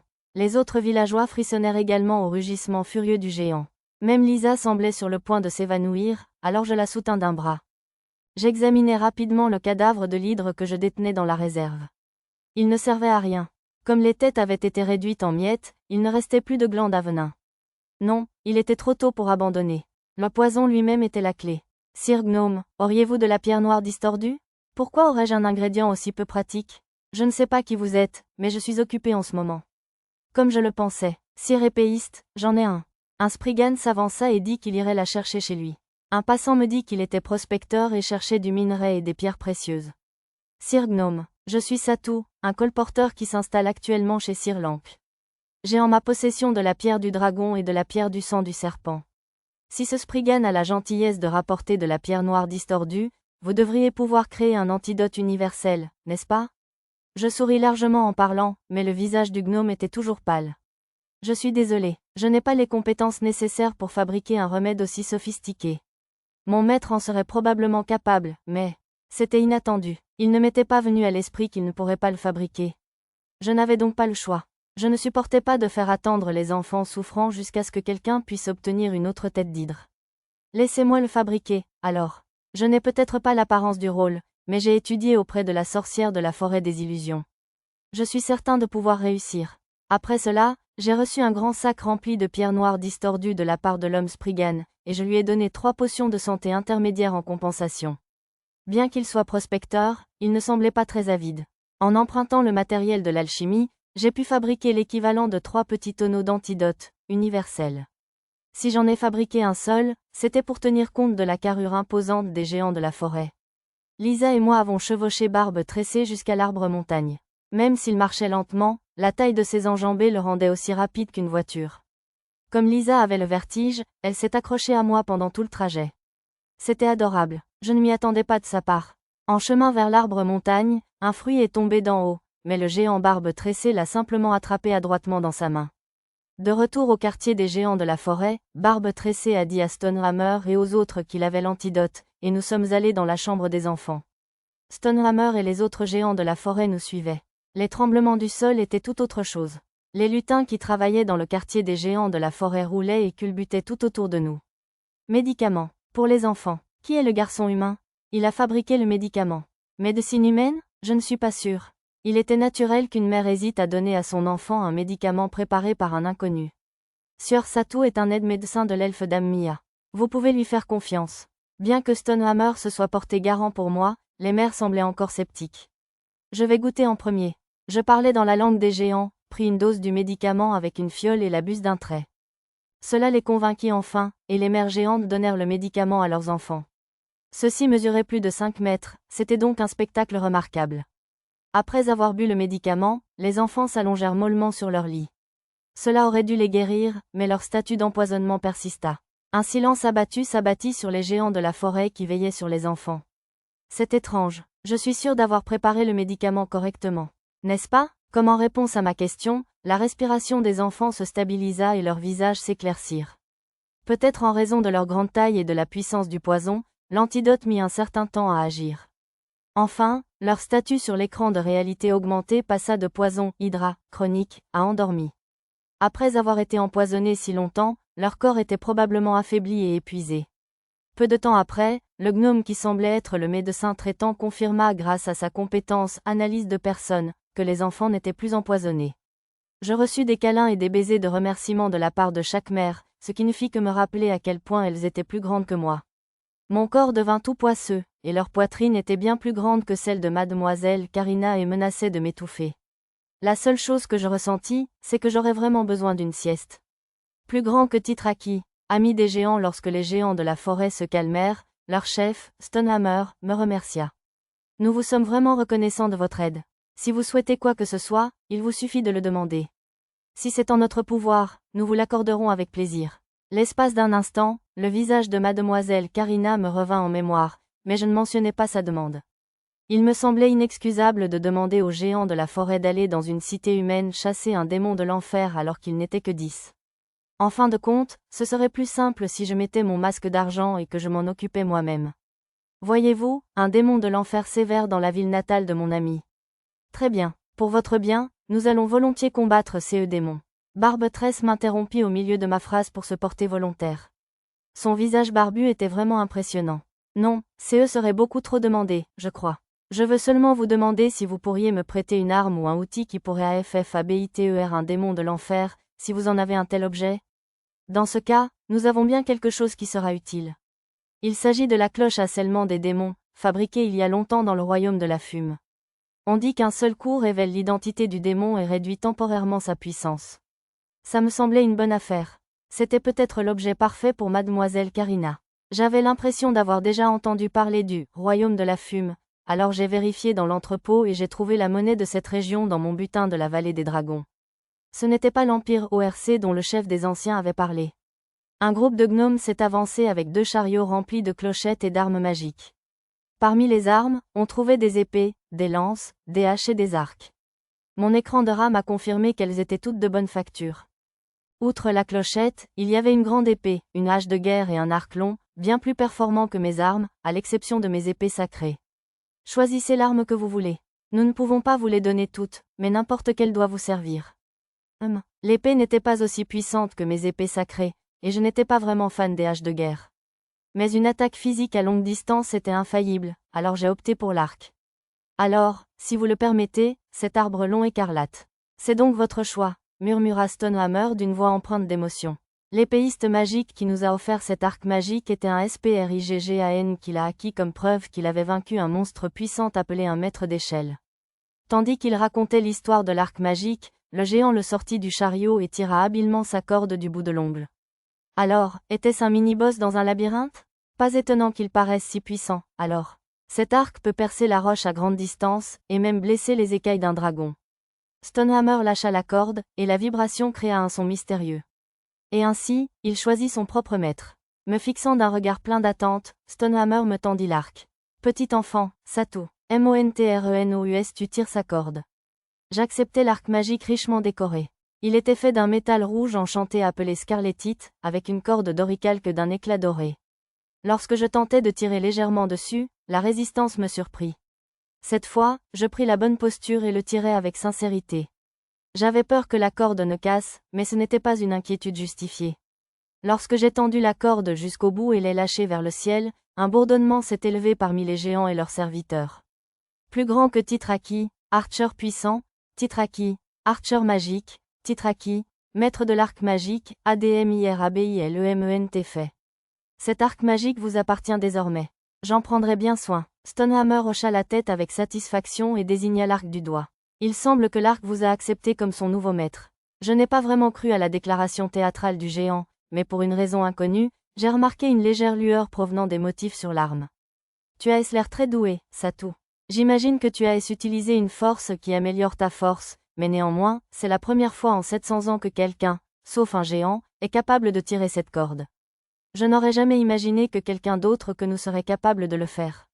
Les autres géants m'ont également félicité, avec un large sourire. À ce moment-là, les petits géants arrivèrent avec des tonneaux de vin pour célébrer le rétablissement des enfants, et la conversation dévia sur l'organisation d'un banquet. Nous allons faire un grand festin ce soir. Invitons tous les villageois à une grande célébration. Oui, les géants semblaient inhabituellement excités, probablement à cause du rétablissement des enfants. Bien que le banquet ait été décidé à la hâte, les participants et les mets du village ne manquaient pas. Mademoiselle Karina n'y participait pas, mais Whitefinger avait amené mes enfants. Nous étions assis en invités d'honneur à la table d'honneur, à côté des géants. Curieusement, vu l'énorme viande, les fruits et les autres mets qui nous entouraient, nous avions l'impression d'avoir rétréci. Tama et Pochi arboraient un large sourire en s'attaquant de manière impressionnante à un morceau de viande plus gros qu'eux. Visiblement envieux, les autres enfants commencèrent à en croquer, et bientôt ils sourirent à leur tour. Bien sûr, je me suis joint à la fête, riant tandis que nous dévorions de grosses bouchées de l'énorme morceau. C'était bon de se lâcher de temps en temps. Il y a eu aussi quelques petits accidents. Un jour, Arisa et Mia ont grimpé sur un fruit géant, en ont récupéré des morceaux et ont plongé au centre. Elles ont failli se noyer dans le jus. Quand, entre deux plaisanteries avec les géants de la forêt, j'ai mentionné que j'aimerais un morceau du fruit de l'arbre de montagne en souvenir, ils ont accepté avec plaisir. Ils étaient assez ivres, alors ils m'ont annoncé avec entrain que je pouvais prendre la moitié des fruits de la cime de l'arbre où vivaient les moineaux sur eau. Je pense qu'ils plaisantaient surtout, mais ils étaient peut-être sérieux aussi. Avec un petit tonneau d'alcool de haute qualité de Sedum City sous le bras, je me suis mêlé à toutes sortes de gens. J'ai appris la langue des oiseaux et celle des panthères, et ils m'ont tout raconté sur leur habitat, sur le continent oriental. Un petit chasseur Whistle Folk nous a même offert une embarcation de secours, afin que nous puissions profiter d'une traversée du lac et de la descente de la rivière au retour. En échange, nous avons accepté de nous occuper d'un monstre de 20 mètres de long, un serpent de lac, qui vivait à l'extérieur de la barrière. Ma carte m'indiquait qu'il n'était qu'au niveau 20, ce qui signifiait que le vaincre ne révélerait pas mon pouvoir. J'ai accepté sa demande sans hésiter. Il leur faudrait environ 3 jours pour équiper l'embarcation. Il a donc été décidé que nous continuerions à visiter le village en attendant. Une fois le banquet terminé, j'ai demandé à la dryade de me transporter au sommet de l'arbre-montagne, où j'ai récolté environ la moitié des fruits, principalement ceux qui risquaient de se casser et de tomber. Après avoir fait environ les 2/3 du tour de l'arbre géant, je me suis souvenu de l'expédition minière du kobold. Tu es là, dryade ? J'ai frappé au tronc de l'arbre-montagne, et la petite fille nue et verte est apparue au sommet. Quoi de neuf ? Désolé, mais pouvez-vous me transporter jusqu'à cette montagne toute proche ? Bien sûr, à condition que je puisse me libérer quelques secondes, bien sûr. J'ai pointé du doigt la montagne où se trouvait la veine de Mithril, et la dryade a accepté joyeusement. Bien sûr, elle a dû à nouveau aspirer ma réserve de magie avec ses lèvres, mais j'étais suffisamment ivre pour ne pas y prêter vraiment attention. Creuser un tunnel minier uniquement par magie, comme je l'avais prévu, s'est avéré étonnamment difficile. En travaillant, je suis tombé sur des pierres et un substrat rocheux qui m'ont empêché d'utiliser le sort piège pour créer des trous. J'ai rangé les pierres dans le stockage et me suis frayé un chemin à travers le substrat rocheux à l'aide de flèches magiques et d'épées sacrées. Plus grand que compétences acquises, exploitation minière, plus grand que titre acquis. Prospecteur, titre acquis, mineur, titre acquis, Ingénieur des mines, grâce à mes nouvelles compétences, j'ai pu élaborer des méthodes optimales en utilisant les outils et la magie dont je disposais. Pour éviter les effondrements, j'ai creusé le tunnel en spirale, en évitant soigneusement de creuser accidentellement dans la paroi. J'ai utilisé un marteau de guerre pour créer des points d'appui sur les côtés. Ensuite, il ne me restait plus qu'à répéter le processus. En chemin, j'ai trouvé du mithril, de l'argent et même du minerai de cobalt. Ce minerai était toxique, donc dangereux pour quiconque n'était pas résistant au poison comme moi. Au bout d'une heure environ, j'ai atteint la caverne aux cristaux bleus. Et quand j'ai émergé dans ce creux, alors, ce sont des cristaux bleus?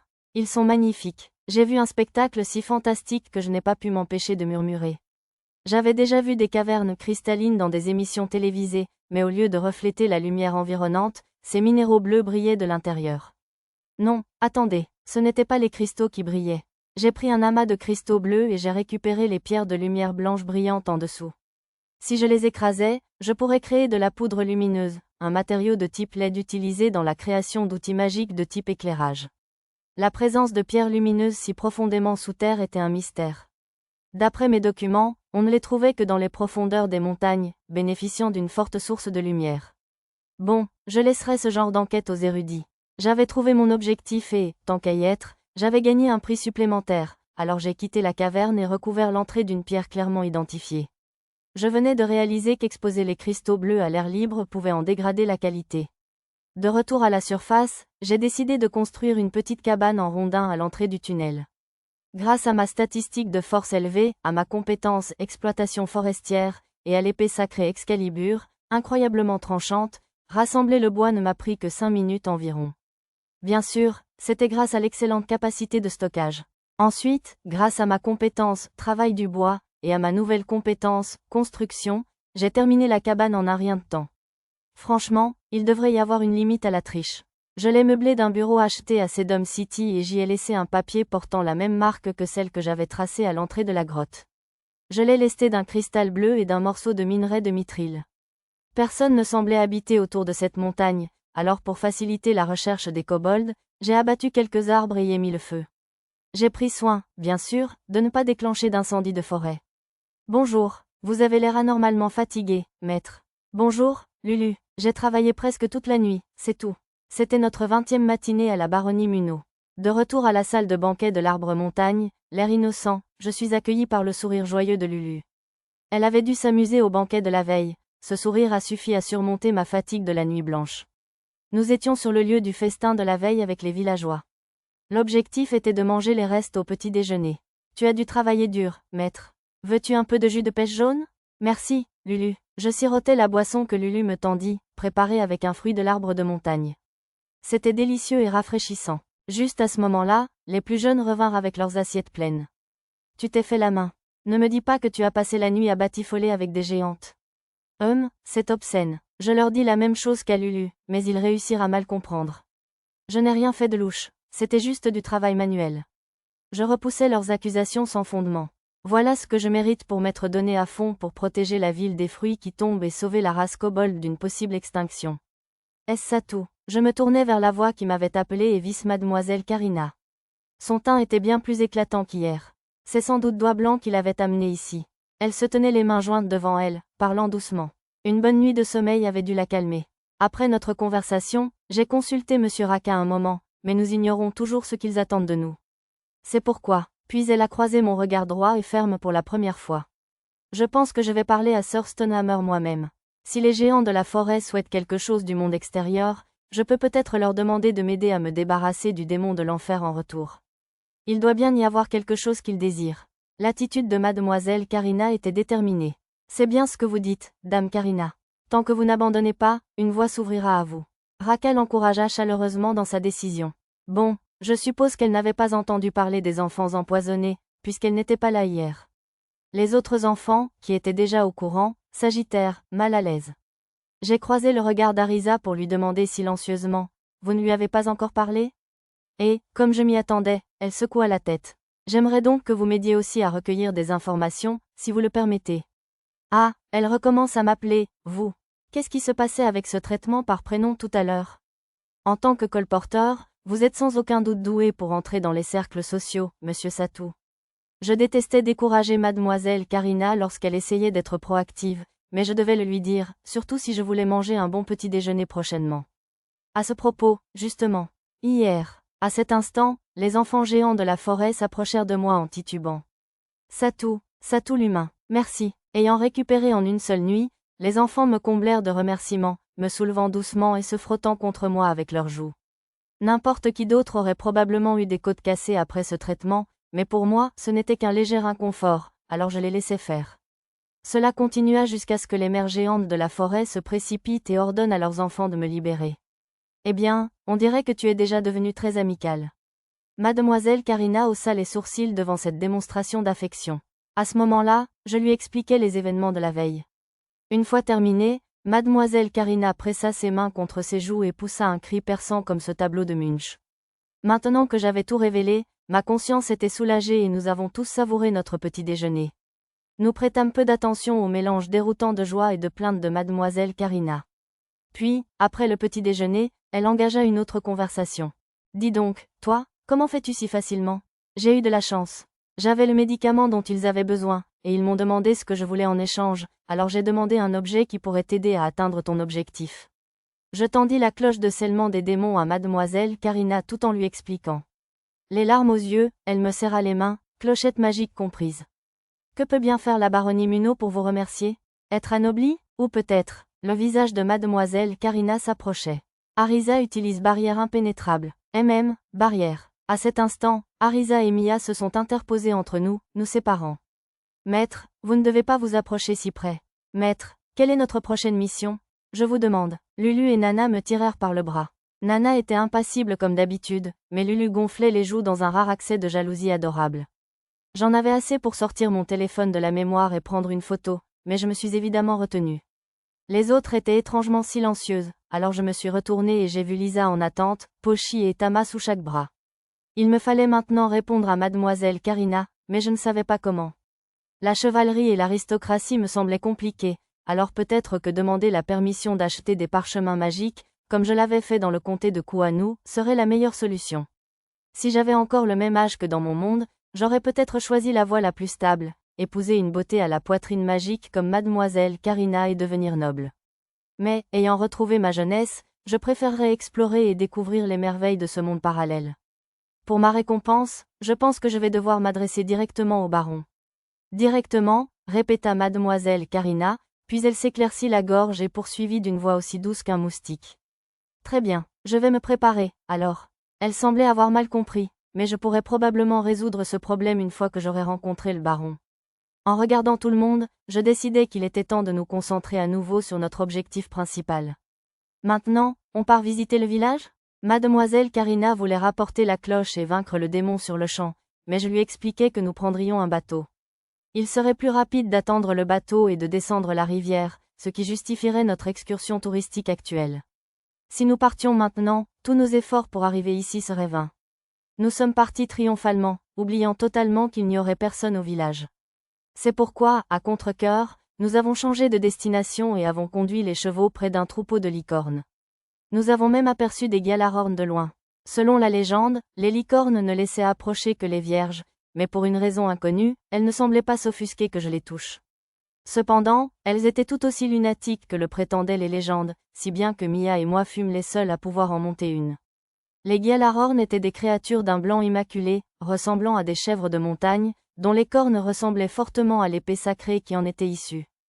Elles étaient bien plus vigilantes que les licornes et fuyaient même lorsque nous étions si loin que seuls Tama et Pochi, à l'œil perçant, pouvaient les apercevoir. Ils possédaient les compétences inhérentes à leur race, la téléportation à courte portée, et le vol, il était donc peu probable que nous puissions les approcher. Après cela, nous avons consacré les 2 jours suivants, jusqu'à ce que le bateau soit prêt, à visiter le village. Nous nous sommes arrêtés dans un atelier de transformation de peaux de fruits et nous sommes essayés à la fabrication textile. Là, nous avons acquis du fil élastique fabriqué à partir de la peau du fruit rebondissant caoutchouteux, qu'Arisa et moi avons utilisé pour fabriquer des chaussettes et des sous-vêtements plus proches des styles modernes auxquels nous étions habitués. J'ai également essayé des armures fabriquées à partir de l'écorce du fruit de la carapace de fer et du cuir d'hydre. Ces 2 types d'armures légères offraient une excellente résistance aux chocs et aux lames. J'en ai donc fabriqué pour tout le monde, pas seulement pour l'avant-garde. Pour l'arrière-garde, j'ai conçu une combinaison intérieure d'urgence, qui devrait offrir une protection largement suffisante avec leur armure de cuir. Quant à l'avant-garde, son armure offrait désormais une meilleure protection qu'une cotte de mailles complète. Durant nos 2 jours de tourisme, la situation autour de Muno City a commencé à évoluer légèrement. Lors de notre 22e jour dans la baronnie de Muno, alors que je faisais mon habituel point de contrôle matinal, j'ai remarqué qu'une armée de 1500 hommes s'était déployée depuis la ville de Muno. Cela peut paraître peu, mais compte tenu de la faible population du territoire, le nombre était étrangement élevé. L'un des chevaliers possédés menait le groupe. Le double responsable pouvait utiliser la magie psychique, ce qui pourrait expliquer pourquoi tous les soldats étaient sous le statut frénétique.